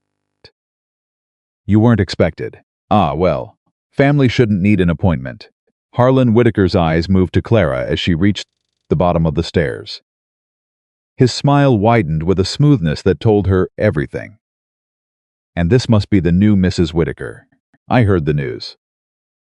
"Congratulations." He extended his hand. "Harlan Whitaker. Nathaniel's first cousin. We haven't been in close contact. I'm afraid family matters. Distance, but I've always kept an eye on the Whitaker interests." The last word was the tell. "Interests." Clara shook his hand. "Clara Whitaker," she said. "You've come along from Richmond." "Yes, long drive." He was still smiling. "I hope I'm not intruding. I simply felt, given recent developments, that it was important to come in person. Family should know each other, don't you think?" "What recent developments?" Nathaniel said. Harlan glanced at the lawyer. The lawyer produced documents from the leather case. "I've had occasion recently to review my Uncle Aldouce's original land deed, your grandfather's brother. Nathaniel, you'll recall, and there appears to be a question about the eastern boundary of the Whitaker land grant." His voice remained warm, friendly, completely controlled. "My lawyer believes there may be an entitlement issue. Nothing alarming. Simply something that needs to be addressed properly." He paused. "I thought it best to come directly to you rather than through the courts." The air in the front hall changed. Clara felt it, that particular cold that has nothing to do with temperature. She looked at Nathaniel. His face was stone, but not the managed stone of a man containing emotion, the actual stone of a man who has been hit somewhere he wasn't expecting and has not yet decided what to do about it. "The eastern boundary of the Whitaker land grant," he said, "was settled in 1804. My grandfather's deed, recorded and witnessed at the county courthouse. And yet," Harlan said pleasantly, "there appear to be irregularities." "There appear to be documents," Nathaniel said, "that you have produced this morning without prior notice, regarding land that has been in continuous Whitaker possession for 40 years, in the company of a lawyer who has driven from Richmond on the day after my household experienced a considerable storm." His voice was controlled and dangerously quiet. "I find the timing instructive." Harlan's smile didn't move. "I'm sure I don't know what you mean." "I'm sure you do," Nathaniel said. "You'll forgive me if I suggest we continue this conversation after I've had my own legal counsel review those documents." He looked at the lawyer. "You're welcome to provide copies. The originals remain with you until this is formally reviewed." The lawyer hesitated. Harlan's smile shifted fractionally. Just enough. Of course, Harlan said. Absolutely. I have no desire for anything other than a fair and orderly resolution. He looked at Clara again. Held her gaze a beat too long. Mrs. Whitaker, a pleasure. Whitaker, Clara said. He left with the lawyer, the front door closed. The hall was very quiet. Clara turned to look at Nathaniel. His back was straight, his jaw set, his hands still. But she could see his breathing, not the controlled measure of his usual state, but something faster. Harder. That, he said, was not about a land boundary. No, Clara agreed. It wasn't. He's been waiting. Nathaniel's voice was tight. For exactly this. A new marriage, a disrupted household. The county already talking. He stopped. He thinks I'm off balance, are you? He looked at her. I was this morning, he said. I am considerably less so now. Something in his expression shifted, settled. Sharpened. I need to go to town. I need to see my lawyer before Harlan does. I'll come with you. He looked at her. You don't need to. You're going to town to meet your lawyer about a land dispute that appeared this morning alongside your cousin and a strange attorney. Clara held his gaze. I am the woman who manages this household, and this household includes everything attached to it. I'm coming. He looked at her for a long moment. Something moved in his face. Not the fractured thing from the night before, but its successor. Something that had come through the fracture and settled on the other side. Something that looked, Clara thought, a great deal like trust. All right, he said. Give me 10 minutes. She was ready in 8. Upstairs, when she passed Rose's door, the little girl was already awake. Standing in her doorway with the carved wooden horse, held carefully in both hands. Is something wrong? Rose asked. Clara looked at her. There's a situation that needs to be handled. Nothing that's going to change anything about this house. Rose looked at her steadily with those gray eyes. Promise? Clara thought about the courthouse, about the pen, about the choice she'd made that had brought her through this door. I promise, she said. Rose looked at her for one more moment. Then she stepped back into her room and set the wooden horse on the mantelpiece. Exactly in the center, exactly where it had always been. Tell Mr. Whitaker to take his good coat, she said. He always looks more serious in the good coat. Clara almost smiled. I'll tell him, she said. She went downstairs. Nathaniel was waiting at the front door in his good coat. He'd put it on without being told. Clara walked past him into the morning. And after a beat, he followed, and the door of Whitaker Manor closed behind them both, not with the heavy, reluctant click of a house keeping itself shut, but with the clean, certain sound of people who have somewhere to be and know it. Nathaniel's lawyer was a man named Edmund Hale, 60 years old.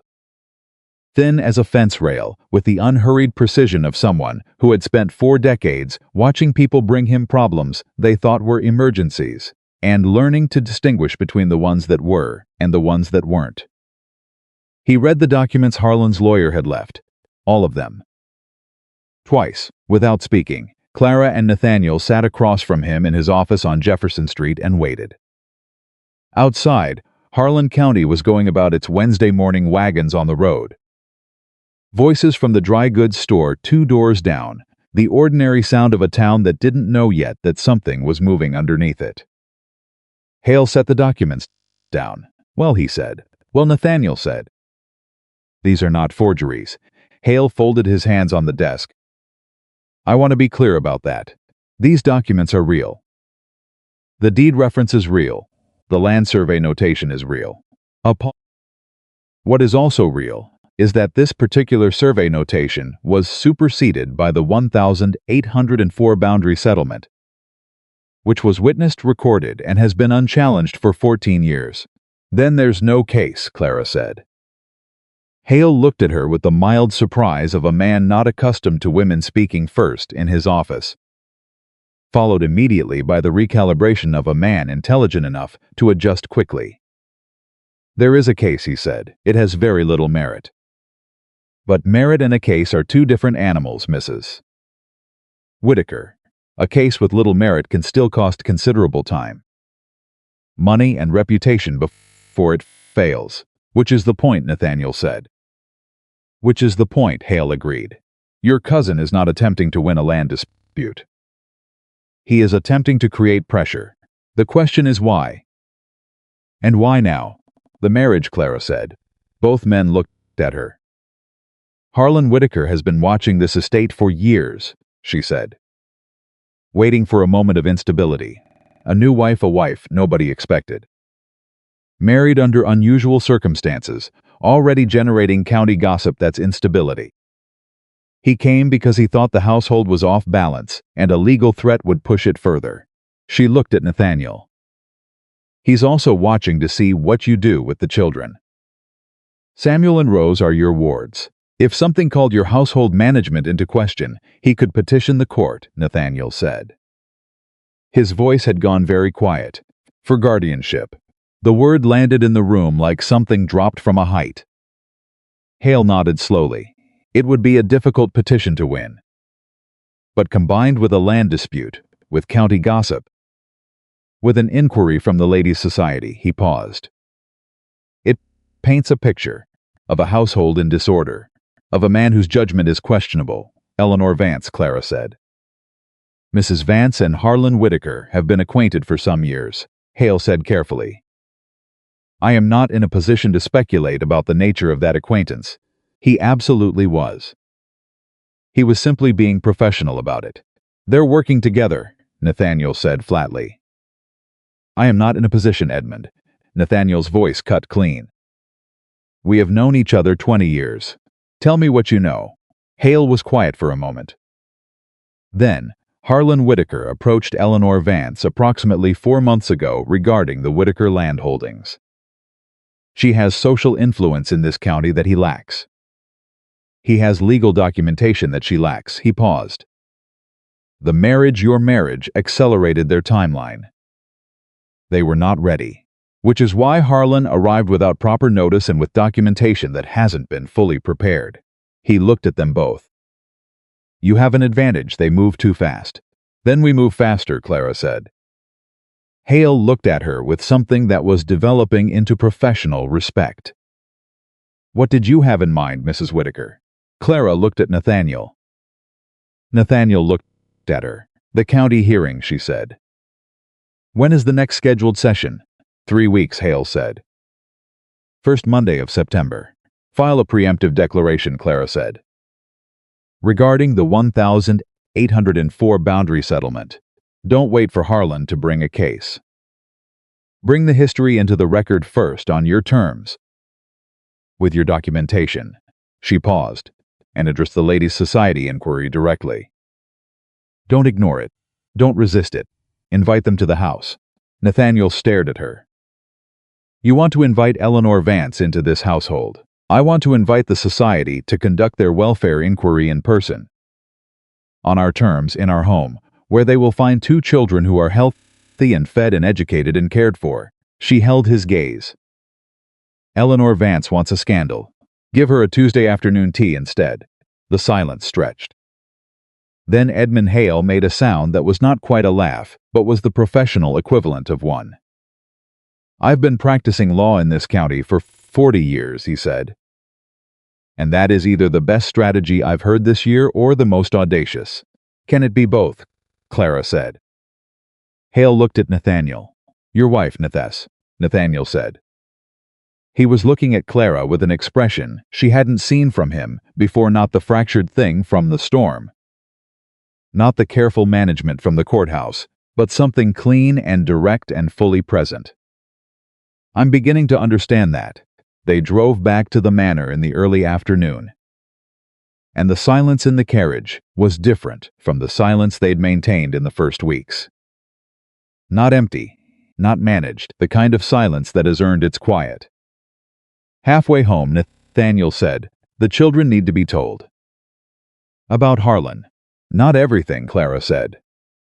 But yes, they need enough to not be frightened by anything they overhear. Samuel will want to know specifics. Samuel always wants specifics. Give him what he can use, she paused. Tell him his job's to make sure Rose doesn't worry. That'll keep him occupied and useful and feeling like he's protecting something. Nathaniel was quiet for a moment. That's exactly what he needs. I know, Clara said. He's been looking for something worth protecting since he got here. Give him the right thing to protect. He looked at her across the carriage. How do you know all of this? You've been here less than a month. I've been watching, she said simply. That's mostly what it is. Watching and not deciding in advance what you're going to see. He held her gaze for a long moment. Clara, he said. It was the first time he'd used her given name without the formal address. Just her name, the way you say someone's name when you've stopped managing the distance between you.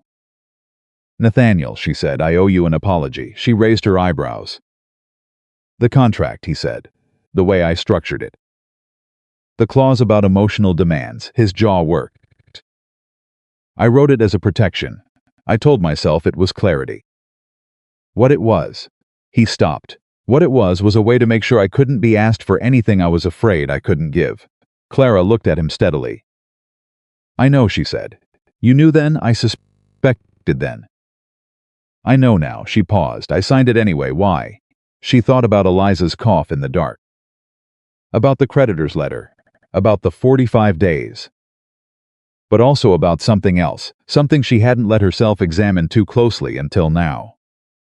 Because underneath the clause, she said, was a man who had already written my sister's room into a contract before I asked.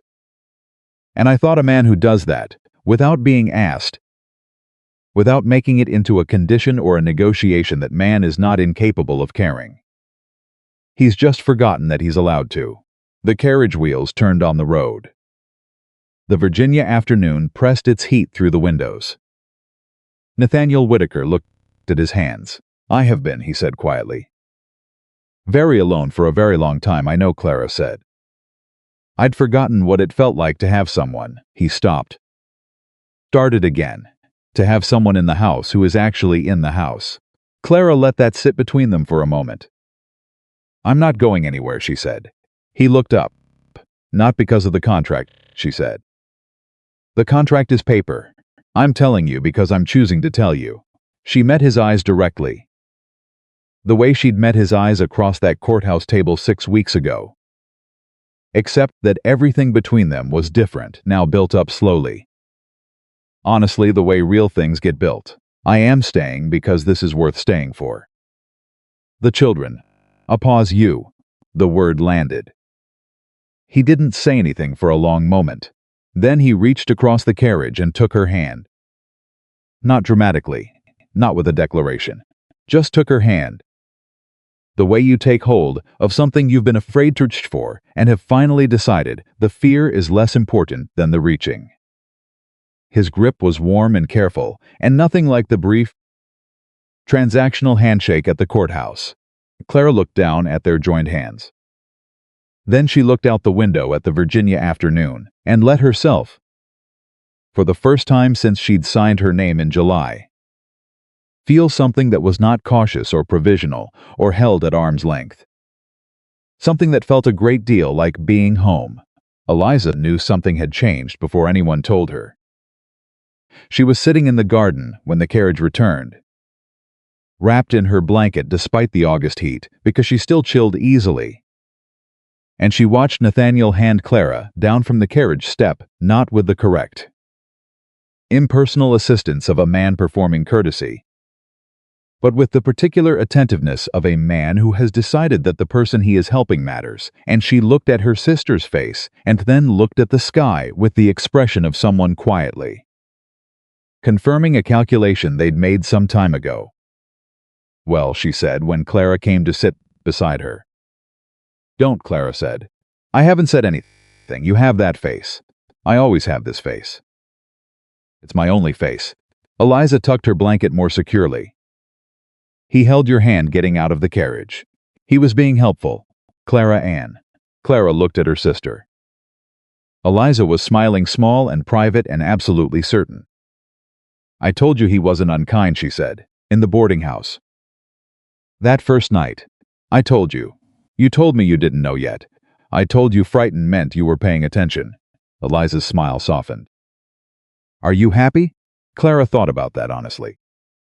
About the courthouse and the contract and 6 weeks of careful, difficult real work. About 2 children slowly learning that good things could stay. About a man in a kitchen at midnight with a storm outside and his hands flat on the table and his grief finally finding a direction. About a hand taken in a carriage on the road home. I'm getting there, she said. Eliza reached over and squeezed her arm. Good, she said, that's enough. The Ladies' Charitable Society arrived on a Tuesday. Clara had prepared the house for 3 days. Not decoratively, the house was already well kept, but atmospherically. Breakfast had been moved earlier, so that by the time the society's carriage arrived at 2 o'clock, the domestic rhythm of the household was plainly visible in its results. The kitchen smelled of baking. The children were in the garden with a nature study Clara had assigned them, Samuel cataloging insects with the focused seriousness of a naturalist. Rose sketching them with a precision that had genuinely surprised Clara when she'd first seen it. Mrs. Grady had put on her best apron and her expression of indestructible competence. Nathaniel was in his study, available but not performing. Clara opened the front door herself. Eleanor Vance arrived with 4 society members. All of them dressed for a social call and carrying the particular energy of women who have decided what they expect to find and are prepared to be confirmed. She took in Clara neat, composed, entirely unrattled, and something shifted briefly in her eyes before her social smile reasserted itself. Mrs. Whitaker, she said warmly. How lovely, Mrs. Vance. Please come in. Clara stepped back. We've prepared the sitting room. I thought we might take tea first, and then I could show you the house. How generous, Eleanor said. They went in. The sitting room was clean and lived in equal measure books on the side table. A piece of Samuel's recently completed map project on the writing desk. Rose's sketching book left open at a page of beetle drawings so precise they looked professional. Not staged, just which was the point.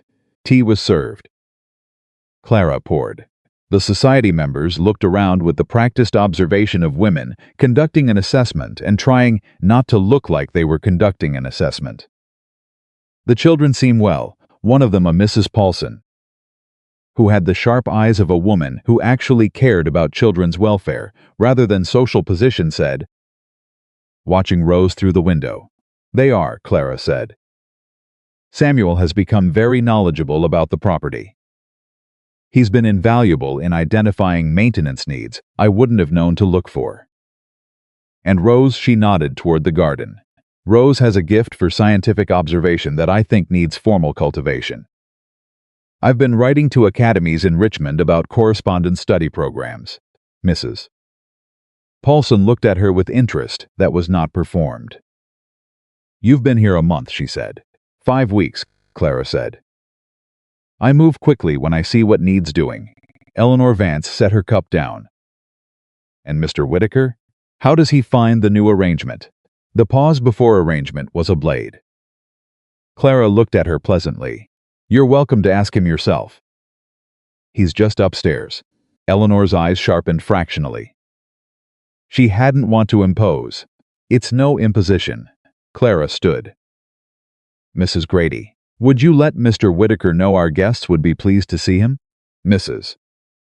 Grady, who had been waiting for this moment, with the patience of a woman who has been managing this county's social theater for 11 years, went to the foot of the stairs. Nathaniel came down 2 minutes later. He was in his good coat. He looked at Eleanor Vance with the direct, unreadable calm of a man who has decided exactly what this visit is and is prepared to manage it on his own terms. Mrs. Vance, he said, ladies, I'm glad you came, Eleanor recalibrated. She had expected him to be either absent or defensive. He was neither. We wanted to call on the new household, she said smoothly. Offer our welcome, we appreciate it. He moved to stand beside Clara, not in front of her. Not behind her, but beside her, and put his hands briefly at the small of her back in the entirely natural gesture of standing next to someone he has decided to stand next to. This household has benefited considerably from my wife's management. I expect you'll find everything in order. The hand at her back was not theatrical. It was not a performance for Eleanor Vance's benefit. Or not only that. It was the gesture of a man who had taken a hand in a carriage 2 days ago and discovered that reaching was easier than he'd feared. Eleanor looked at the two of them. Something in her expression moved through several calculations very quickly. "How charming," she said. "Indeed," Clara said. The society left an hour later, having found nothing they could use. And Eleanor Vance departed with the gracious warmth of a woman who has lost a round and is already thinking about the next one. Clara stood at the front door and watched the carriage go. Nathaniel came to stand beside her. "That went well," he said. "For today." Clara was honest. "She's not finished." He paused. "Neither are we." Clara looked at him. "The hearing is in 2 weeks," he said. "Harlan will be there. Eleanor will be there in spirit if not in person." He met her eyes. "I need you to understand what that means. It will be public. The county will know everything. The circumstances of the marriage. Your background, all of it." A pause. "I want to know if you're prepared for that." Clara looked at him steadily. "Are you? I'm asking about you. I know, I'm asking about you. Because what you're really asking is whether I'm going to be standing beside you when it gets difficult or whether I'm going to step back." She held his gaze. "I signed a contract in July, I'm telling you now. In August, without any document between us, that I will be standing beside you at that hearing." He looked at her for a long moment. "Clara," he said, "I need to tell you something." His voice had changed. Dropped into the register she recognized from the kitchen, in the storm stripped down. Unmanaged. "What?" He stopped. "I am not good at this. I want to be clear about that. I am not a man who finds it easy to say what I—" He stopped again. "Nathaniel, I don't want this to be a contract anymore," he said. "I want it to be something real, whatever that requires from me. Whatever that costs. I am willing to learn. I am willing to be present, in the way you mean it when you say that word.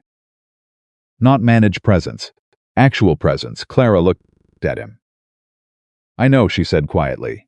"I've been watching. Is it enough?" She thought about everything it had taken to get from that courthouse in July to this front porch in August. The ledger and the library and the snake and the storm and the broken horse and the hand in the carriage and the man in the kitchen at midnight, finally setting something down that he'd been carrying alone for 3 years. "It's a beginning," she said. His expression did something complicated and then settled. "I'll take a beginning," he said. "The crisis." When it came, did not announce itself either. It came at 3 in the morning, 11 days before the hearing. When Clara woke to Mrs. Grady's knock, and the words that stripped everything else away immediately. "It's your sister," Mrs. Grady said. "Come quickly."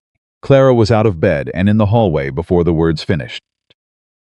Eliza's room was warm and smelled of the particular, frightening sweetness of a fever that had built through the night, without anyone knowing. She was conscious, but barely, her face flushed and dry in the way that meant the body had stopped sweating. Which was worse than sweating. The physician they'd called for her regular care was 2 hours away in town. Clara sat on the edge of the bed and took her sister's hands. "I'm here," she said. "I know," Eliza said. Her voice was thin and strange. "I felt you wake up. I'm going to talk." Eliza's eyes found hers. "Clara, I need you to not." She stopped, breathed carefully. "Don't go back to managing everything alone. Promise me." "Eliza, promise me." Her grip tightened with a strength that surprised Clara. "You found something real in this house. I watched you find it.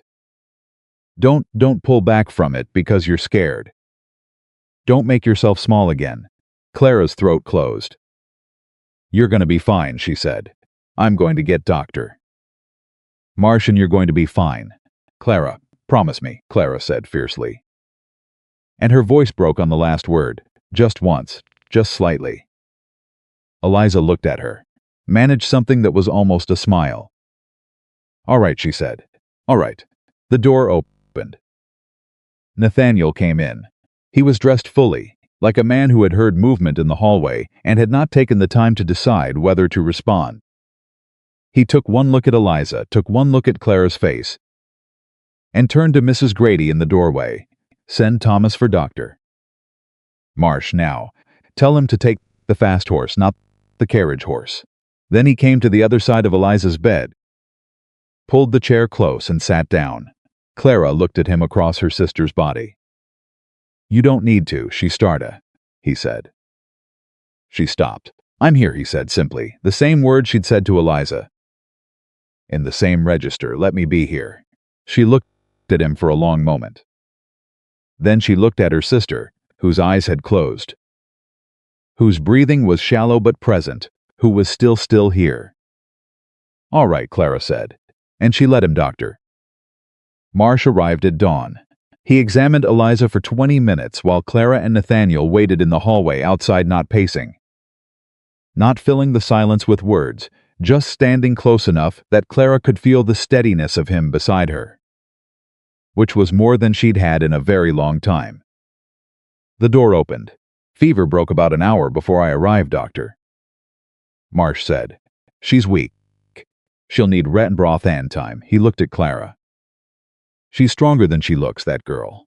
She's been fighting this for months, and she hasn't given up once." Clara put her hand over her mouth for 1 second. Just one, then she lowered it. "Thank you," she said. Nathaniel shook the doctor's hand and walked him to the door.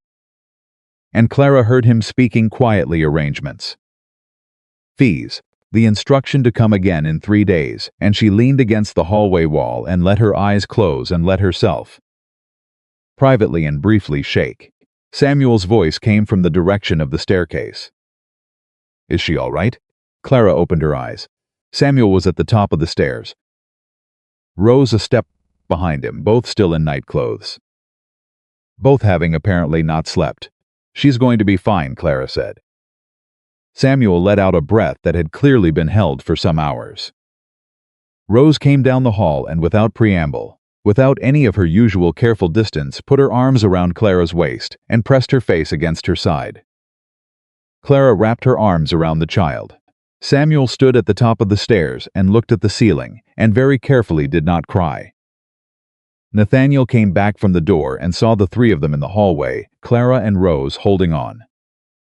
Samuel performing composure with all the determination of a 9-year-old who has decided that someone has to be steady. He walked to the top of the stairs. He put his hand on Samuel's shoulder. Samuel stiffened for 1 second. Then the boy turned and put his face against his uncle's chest. And Nathaniel Whitaker wrapped his arm around his nephew and held on. And the hallway was quiet except for the morning beginning outside, and the sound of a family finding its shape in the only way families ever actually do, not by plan or contract or arrangement, but by showing up for each other in the dark until the light comes. Clara looked at Nathaniel over Rose's head. He looked back at her. Neither of them said anything. They didn't need to. The hearing was 9 days later. It was held in the main courtroom of the Harlan County Courthouse, the same building Clara had walked into on a July morning that felt now like it belonged to a different story entirely. The room was full. Word had traveled, the way word always travels in a county where everyone knows everyone's business, and most people have already chosen a side. Harlan Whitaker sat at one table with his lawyer and his smooth, friendly expression. Eleanor Vance was in the gallery with 3 members of the society, all of them carefully positioned to be seen. Nathaniel sat at the opposing table with Edmund Hale. Clara sat beside Nathaniel. She had chosen her dress with care, not her courthouse dress, not the carefully pressed gray wool of July, a deep blue she'd bought with the household allowance in late August. Well made and simple, the kind of dress that says, "I belong here," without having to say anything at all.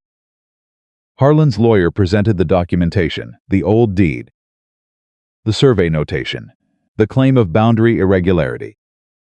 He spoke for 20 minutes with the careful, measured confidence of a man who knows his case is thin, but has built it to look thicker.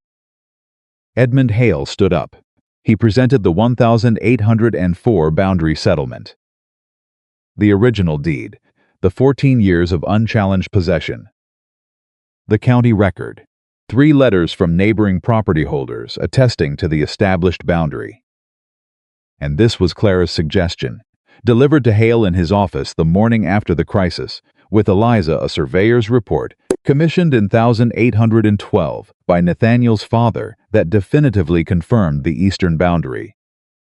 The report had been in the Whitaker estate papers the entire time. Clara had found it in the second week, in a box of documents she'd been organizing for the household archive, filed behind 10 years of grain receipts where anyone not looking specifically wouldn't have thought to search. She had said nothing about it until she understood why it mattered. The circuit judge reviewed the 1812 report for 4 minutes. Then he looked at Harlan Whitaker's lawyer. "Counsel," he said, "I'm going to need you to help me understand why this claim was brought forward when the existing documentation so clearly resolves the question in favor of the current title holder." Harlan's lawyer began an explanation. It did not improve with length. Beside Clara, Nathaniel sat perfectly still. But under the table, his hand found hers, not the carriage gesture, not the careful reaching of a man who has just decided to try. Something more settled, more certain. The grip of a man who knows where he is and who he's with, and has no intention of changing either. Clara held on. The judge ruled in 40 minutes. Harlan Whitaker's claim was dismissed. Costs awarded to the Whitaker estate. The boundary settlement of 1804 was formally reaffirmed in the county record. Harlan left with his lawyer, and his friendliness finally gone from his face, replaced with something colder and more honest that Clara found, in a strange way, more respectful. Eleanor Vance left without speaking to anyone. Mrs. Paulson, from the society, paused at the end of the gallery row and caught Clara's eye and gave her a small, direct nod, the nod of a woman who has updated her assessment and is not too proud to show it. Clara nodded back. Edmund Hale was shaking Nathaniel's hand and saying something about 14 years of clean title and the importance of organized estate papers. Nathaniel was listening and responding, but his eyes moved to Clara and stayed there for a moment with an expression she'd been watching develop for 6 weeks and could now name cleanly. The courtroom was emptying around them, people moving past, some nodding, some deliberately not, the county recalibrating its position on the Whitaker marriage with the quiet social efficiency of a place that pays attention. Nathaniel turned to face her fully. "The 1812 report," he said. "It was in the second document box," she said, "behind the grain receipts. You found it in the second week. Yes. You held it until you understood when it was needed. Yes." He looked at her. "That is," he stopped. "That is good household management," she said. Something in his expression broke open, not with the fracture of the storm, not with the careful fissure of someone letting something through, but cleanly, completely, the way something opens when it is finally decided to. He laughed. It was not a large laugh. It was short and quiet, and she could count on one hand the number of times she had heard him do it. But it was real, fully, completely real, and it transformed his face into something she hadn't seen from him before. Something younger. Something that had been there before the grief and had survived it. Waiting. "Good household management," he repeated. "I manage this household," Clara said, "all of it." "I know," he said. "I'm beginning to understand exactly what that means."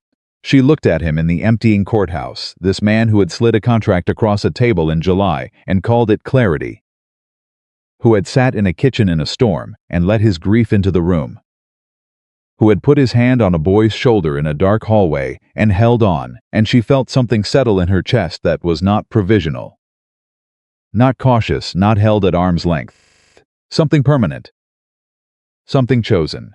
"Take me home, Nathaniel," she said. He offered her his arm.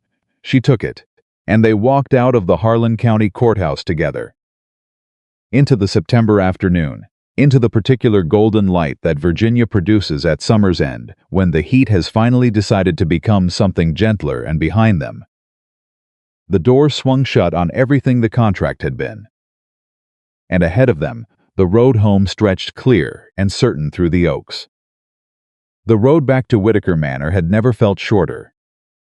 Clara sat beside Nathaniel in the carriage and watched the oaks pass and did not try to fill the silence with anything, because the silence did not need filling.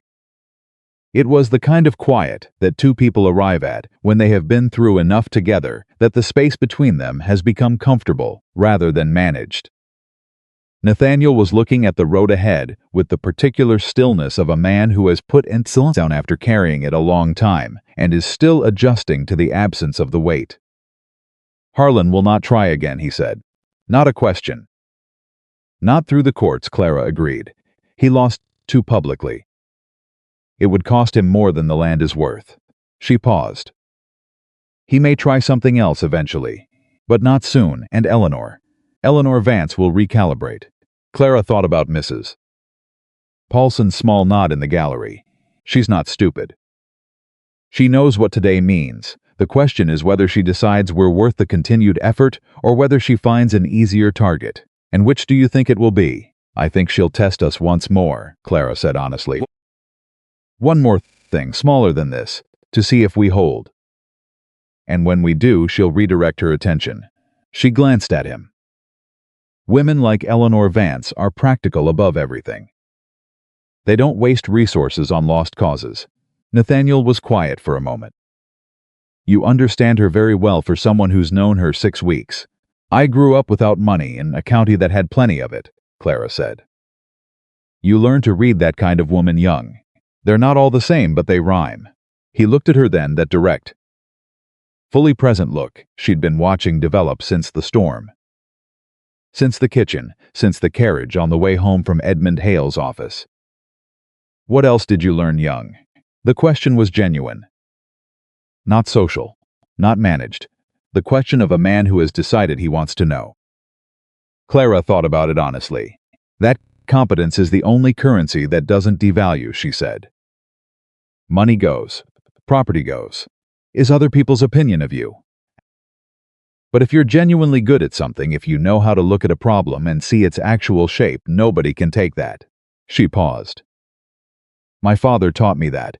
Before everything else went. What happened to him? He died when I was 19. Fever fast." She said it without self-pity, just fact. "Left me with a 12-year-old sister, a farm I couldn't hold, and a teaching certificate from the county school." She looked out the window. "I taught for 6 years. I was good at it. And then the school closed and I was 25 with 6 years of good work behind me, and no institution left to do it in. And then I came along," Nathaniel said. "And then you came along," Clara agreed, "with your contract and your clause about emotional demands and your 2 children who needed someone to actually see them." He was quiet. "I don't regret it," she said. "I want to be clear about that. Not any of it. Even the contract." She looked at him. "The contract got me through your door. Everything after that was real. A beat. I only regret that it took a legal document to make it possible." "That's not a regret about us. That's a regret about the world." Nathaniel Whitaker reached over and took her hand again. The same way he'd taken it before, without announcement. Without ceremony, just the clean gesture of a man reaching for what he wants. "When we get home," he said, "I want to burn the contract." Clara looked at him. "Not symbolically," he said. "I mean actually. In the fireplace. Both copies." "I know what you mean," she said. "That." He paused. "Is that something you want?" She thought about July. About the pen and the ink and the clause in the 3rd section, and the way she'd read it 3 times by candlelight in the boarding house before she'd blown out the candle. About what it had represented, not security, not really, but the only door available. "Yes," she said, "that's something I want."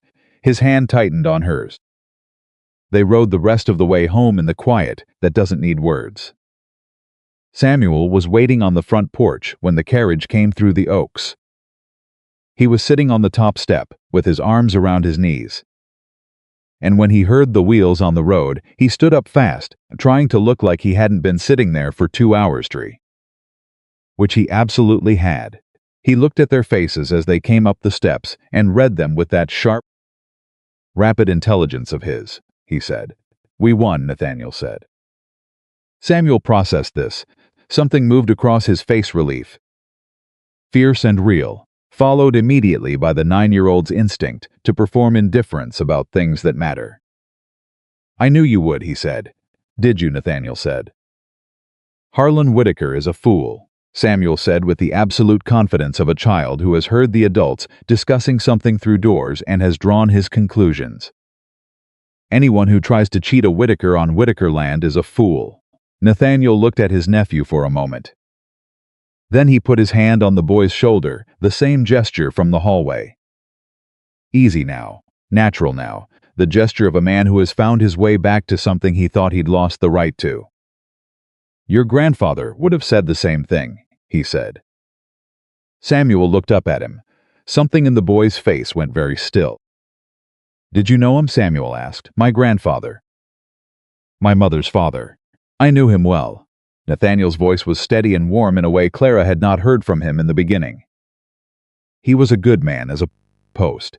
Laughed too loud at his own jokes. A pause. Your mother had his laugh, exactly. Samuel's throat moved. I remember her laugh, he said quietly. Sometimes I think I'm forgetting it, and then I hear it again. You won't forget it, Nathaniel said. I promise you that. He met the boy's eyes. The people we love, their voices stay. Even when we think they're going. Clara stood 2 steps behind them and did not speak. This was not her moment to enter. This was something that had needed to happen for 8 months and was finally, carefully happening, and all she needed to do was bear witness. Samuel nodded, short and controlled. Then he looked at Clara. Rose is inside, he said. She's been pretending to read, but she keeps looking out the window. I'll go to her, Clara said. Rose was in the library, in the corner by the window. Exactly where she'd told Nathaniel, the light was good, and you couldn't be seen from the doorway. She had a book open in her lap, and she was very determinedly not looking at the window. Clara came in and sat on the floor beside her. Rose looked at her sideways. Did it go well? She asked. It went well, Clara said. It's done. Rose looked back at her book. I wasn't worried, she said. I know you weren't, Clara said, a pause. Rose turned a page she hadn't read. I was a little worried, she said quietly. A little worried is sensible, Clara said. It means you're paying attention. Rose was quiet for a moment. Mrs. Clara, she said. Are you going to stay? Not because of the arrangement. Just, she paused. Choosing her words with the care she applied to everything. Just because you want to. Clara looked at this child, the small, careful, brilliant child who had spent 8 months making herself invisible, and who was now sitting in the corner of a library that had finally been told it belonged to her too. Asking the most important question anyone had asked since July. Yes, Clara said, because I want to. Rose looked at her for a long moment with those grave gray eyes. Then she leaned sideways and put her head on Clara's shoulder.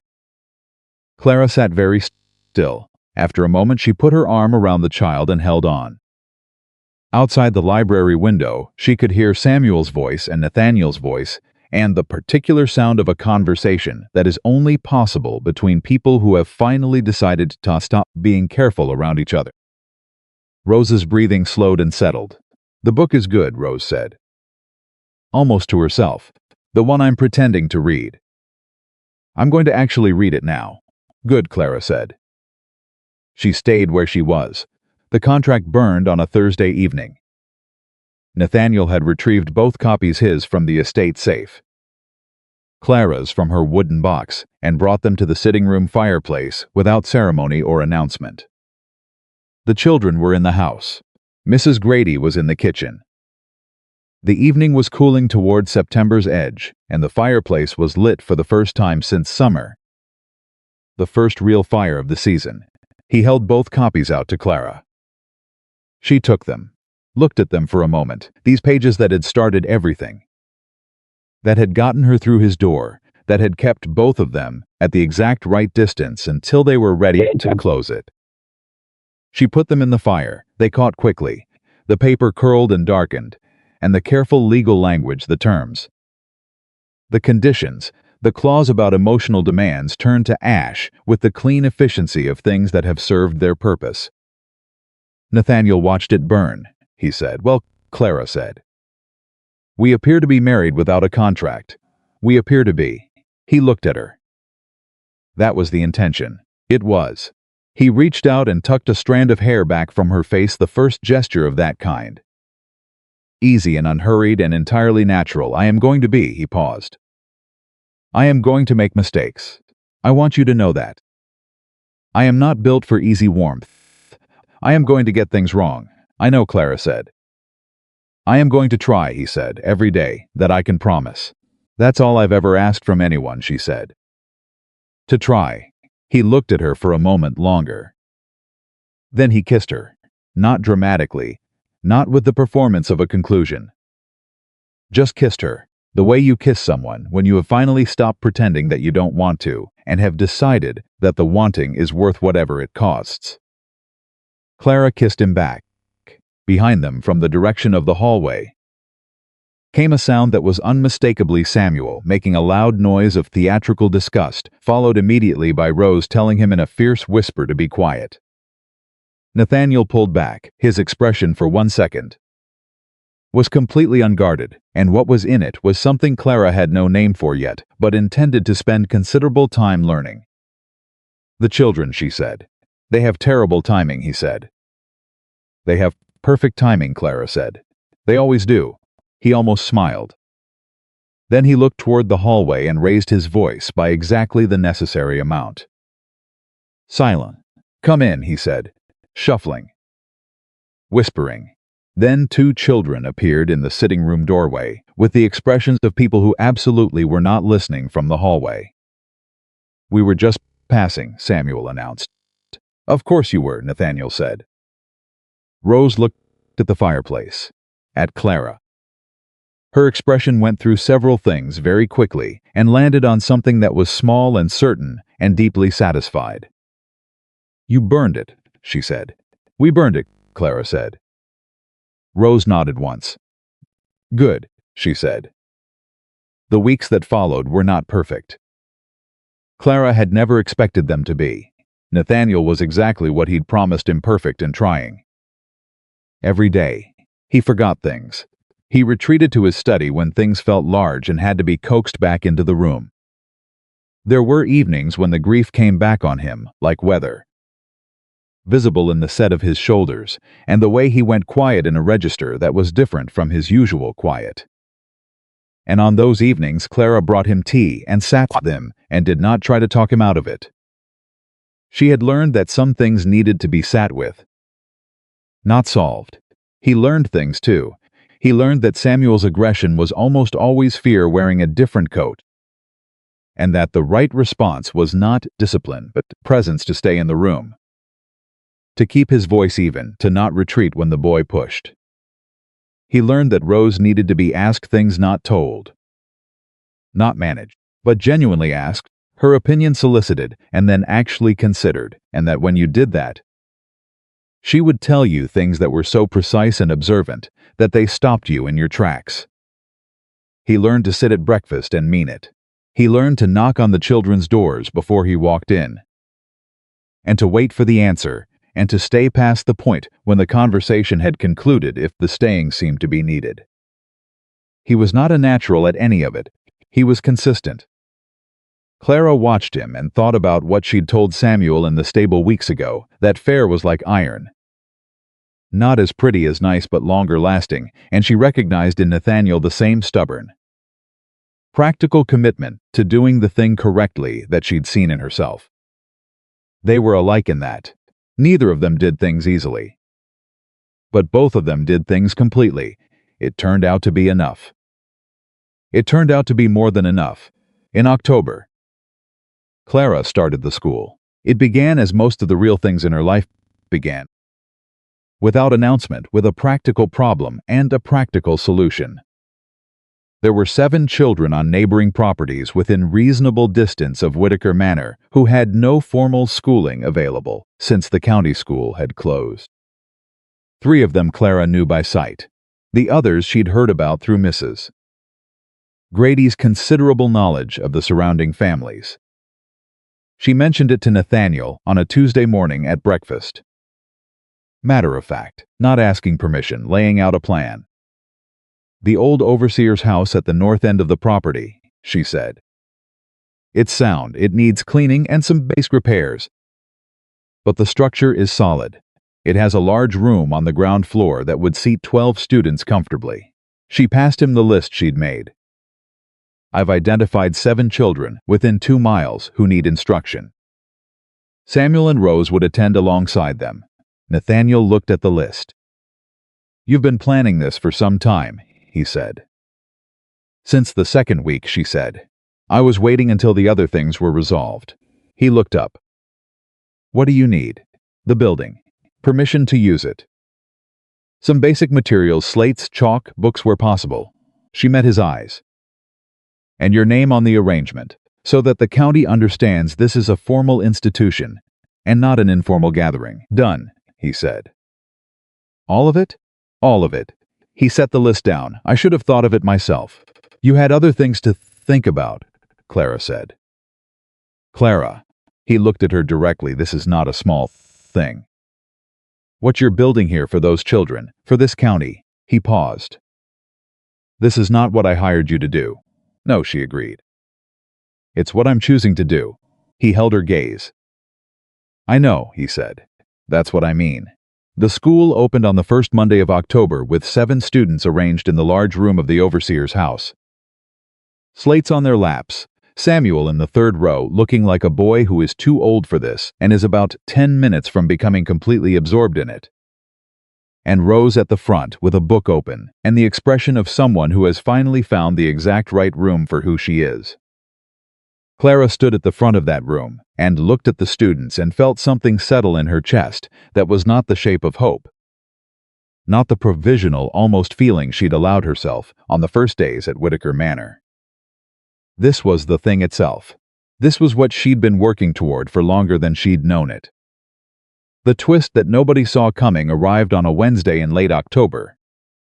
And it came not from Harlan Whitaker or Eleanor Vance or any of the external forces that had spent the summer trying to unmake what was being built at Whitaker Manor. It came from Eliza who had been recovering steadily since September, who had color in her face again and appetite returning, and the look of someone whose body has decided to commit to being here. Eliza, who had been sitting in on the school sessions when she felt well enough, who had been helping Clara with lesson preparation in the evenings, Clara had been noticing, increasingly alive in a way that was specific rather than general. Eliza came to Clara on a Wednesday evening while Nathaniel was in his study and the children were doing their lessons, and the house was in the comfortable, settled quiet of a home that has found its rhythm. She sits across from Clara at the kitchen table with her hands folded in her lap and the expression of someone who has been rehearsing something and has decided to stop rehearsing and just say it. I want to teach, Eliza said. Clara looked at her. The school, Eliza said. When I'm well enough, I want to teach alongside you. I've been watching the sessions, and Clara, I'm good at it. The children listen to me, even Samuel listens to me. Everyone listens to you, Clara said. You've always had that. I want to do something with it. Eliza's voice was steady and clear. The voice of a girl who has spent 8 months being managed and cared for and is ready to be something other than a patient. I know I'm still recovering. I know I'm not full strength. But I could start with the younger ones. The 3 youngest students. I could manage those sessions and free you to work with Samuel and Rose and the older children on more advanced material. Clara looked at her sister, this child she'd raised, this person she'd traded her freedom for in a courthouse in July, this girl who had survived 8 months of illness with her chin up and her mind intact and her spirit entirely stubbornly undiminished. Are you certain? Clara said. I've been certain for 3 weeks, Eliza said. I was waiting to be strong enough to say it without you worrying that I was overreaching. I'm going to worry anyway. I know. But I'll be sitting down. I'll teach in the mornings only. And if I'm tired, I'll stop. Eliza held her gaze. Let me do this. Let me be useful. Clara thought about the boarding house. About the 45 days. About the choice that had brought them both through a door into something neither of them had planned. You are useful, Clara said. You have been useful since you were born. Then let me be useful in a way I choose, Eliza said. Clara looked at her for a long moment. Monday, she said. You start Monday, mornings only. And if you show me one sign of overextending, you'll make me rest, Eliza said. I know. You'll be insufferable about it. Deeply insufferable, Clara agreed. Eliza smiled full and real, the smile she hadn't had the energy for in 8 months. Clara reached across the table and squeezed her hand. Monday, she said again. November came in gently. The Virginia fall had committed itself fully. By then the oaks along the drive had turned, and the mornings had the particular cold that smells like wood smoke and harvested fields, and the particular satisfaction of a season changing in the right direction. The school had grown to 11 students. Word had traveled the way word travels in a county, where everyone knows everyone not through announcement, but through children coming home with things they'd learned, and parents noticing, and neighbors asking, and the slow, unstoppable momentum of something that is genuinely working. Mrs. Paulson had come by on a Thursday with her 2 youngest, and a look that was not asking permission, but was offering something in the way of reparation for the society inquiry. Clara had welcomed her children without commenting on the context. Mrs. Paulson had pressed her hand on the way out and said nothing that needed to be said. Eleanor Vance had not come, but she had not sent further trouble either. Test once, as Clara had predicted. Hold redirect. The Whittaker household was not a target worth the cost anymore. On the last Sunday of November, Nathaniel found Clara in the library after supper. She was reorganizing again. She reorganized the library every few weeks as new books arrived and the children's reading progressed, and the shelves needed to reflect where everyone actually was rather than where they'd been when she arrived. It was her favorite kind of work. Visible, concrete. The satisfaction of order imposed on accumulation. Nathaniel came in and sat in the chair by the window Rose's corner. The spot with the good light, the spot where you couldn't be seen from the doorway, and watched her work. She let him watch. After a while he said, I want to tell you something. She kept her hands on the books. Tell me. When I put that contract on the table in July, he said, I told myself it was efficiency, clarity, the right way to manage a necessary arrangement. He paused. What I didn't tell myself, what I didn't let myself know I was doing, was hoping. Clara was still. I was hoping, he said, that someone would come through that door who was the kind of person who would. He stopped. Tried again. I had given up on the idea that this house could be what it was before Catherine. I had decided that management was sufficient. That order was the same as his warmth. He paused. I wrote that contract to protect myself from wanting something I didn't believe I could have again. Clara set down the book she was holding. She turned and looked at him in Rose's corner, this man who had been carrying something alone for 3 years and had finally set it down in a kitchen in a storm and hadn't picked it back up. Nathaniel, she said. I'm not finished, he said. She waited. You came into this house and in the space of 1 month you rebuilt something I'd spent 2 years dismantling. His voice was steady and quiet and completely without performance. Not because you were paid to. Not because a contract said to. Because you looked at this family and you saw what it needed, and you gave it. He held her gaze.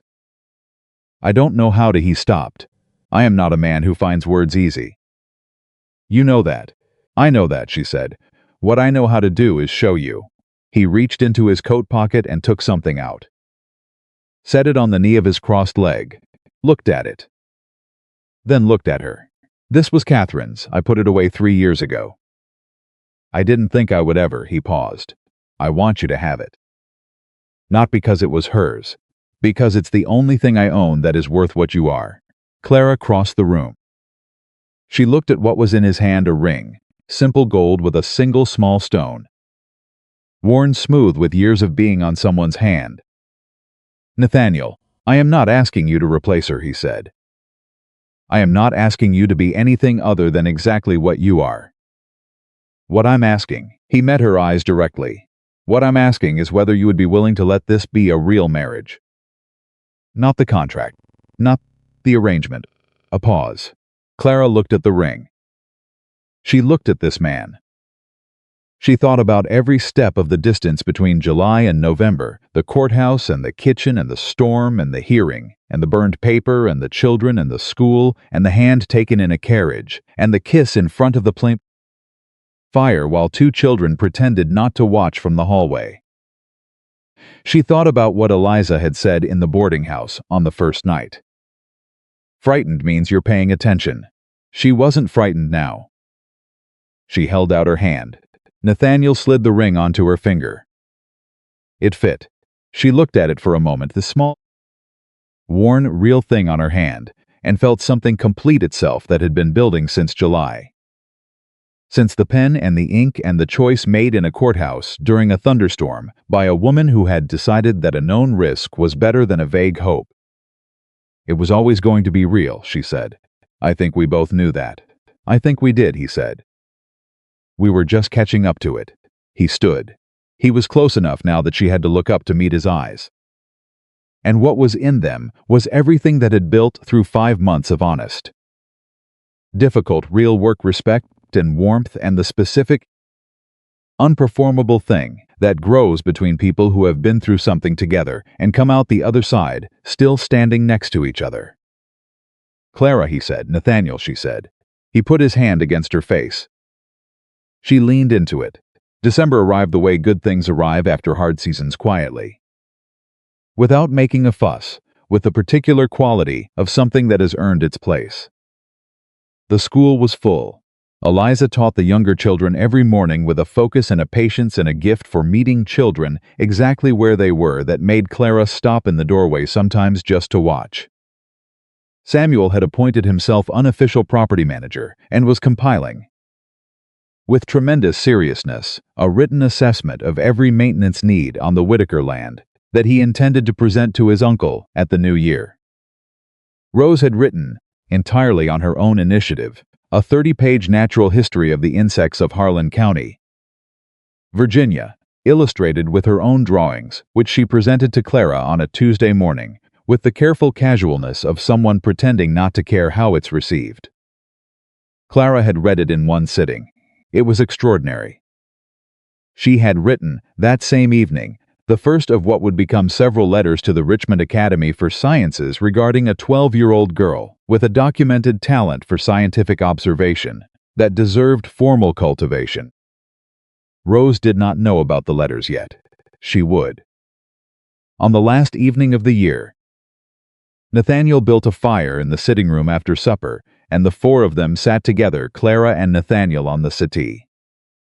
Samuel on the floor with his property assessment spread around him in organized chaos. Rose in the armchair with her natural history open, annotating it in the margins with the corrections she'd been accumulating since she finished it. The fire was warm. The house was quiet in the way of a house that has people in it who belong there. Samuel looked up from his papers at one point and caught Nathaniel's eye and looked away again quickly in the manner of a boy who has not yet learned how to receive warmth directly and is working on it. The east fence will need full replacement in spring, Samuel said. I've documented 7 sections. 7, Nathaniel said. 7 confirmed. Possibly 8 pending further assessment. We'll look at it together in March, Nathaniel said. When the ground's workable, Samuel's pen stopped moving for 1 second. Together, he said. Together, Nathaniel said. Samuel looked back at his papers. His pen resumed, but his shoulders, Clara noticed, had come down from where they'd been carrying themselves for 8 months, that rigid, braced for impact set that a child holds when he has learned not to expect and settled into something easier. Something that was, if you watched carefully, the posture of a boy who has started to believe that good things might stay. Rose, without looking up from her book, reached across the armchair and set her hand on Clara's arm. A brief, certain touch. Clara covered it with her own hand. Held it for a moment. Let go. after the children were in bed and the fire had settled into coals. Nathaniel and Clara sat in the sitting room in the particular quiet of two people who have built something together and are resting inside it. "What do you want?" Nathaniel asked. "For the new year." Clara thought about it honestly, not provisionally. Not carefully. Not the way she'd been thinking about things since July, when everything had to be calculated against risk. Honestly, more of this. The school. The children. Eliza getting stronger. A pause. "You learning to let yourself be in a room without managing it." "I'm working on it," he said.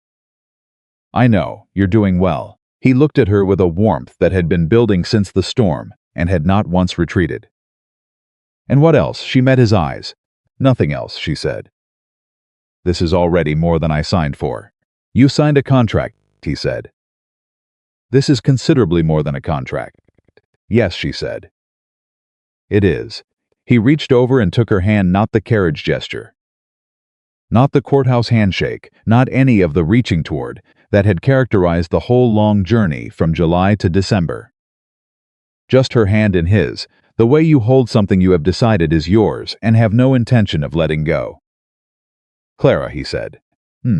She looked at him. "For what?" "For reading the contract before you signed it," he said. "For sitting down before I offered you the chair. For asking about the snake. For finding the 1812 survey report in the second document box behind the grain receipts." He paused. "For staying." Clara looked at this man, this careful, imperfect, completely genuine man who had put a contract on a table in July because he'd forgotten that some things couldn't be managed and had spent 5 months learning to remember. "That's what I do," she said.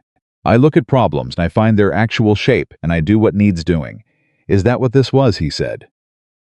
"A problem." She looked at the room, the fire, the children's things. The books, the ring on her hand, the particular settled warmth of a house that has finally remembered what it was built for. "No," she said. "This was never a problem." She leaned her head against his shoulder. Outside, the Virginia winter held the land in its cold. Certain dark. Inside, the fire burned low and warm and the house breathed around them, all its rooms open now. All its doors unlocked, all its windows letting in the morning when it came. Clara Bennett had walked into Whitaker Manor with 2 traveling cases, a wooden box of important papers, and a signed contract that said nobody would ask anything of anybody. She left none of that behind. She simply outgrew it. And the family that had been waiting in this house, in a boy who slept in stables, and a girl who made herself invisible, and a man who had forgotten that he was allowed to want things, found her, and held on and did not let go. That was how it was. That was how it stayed.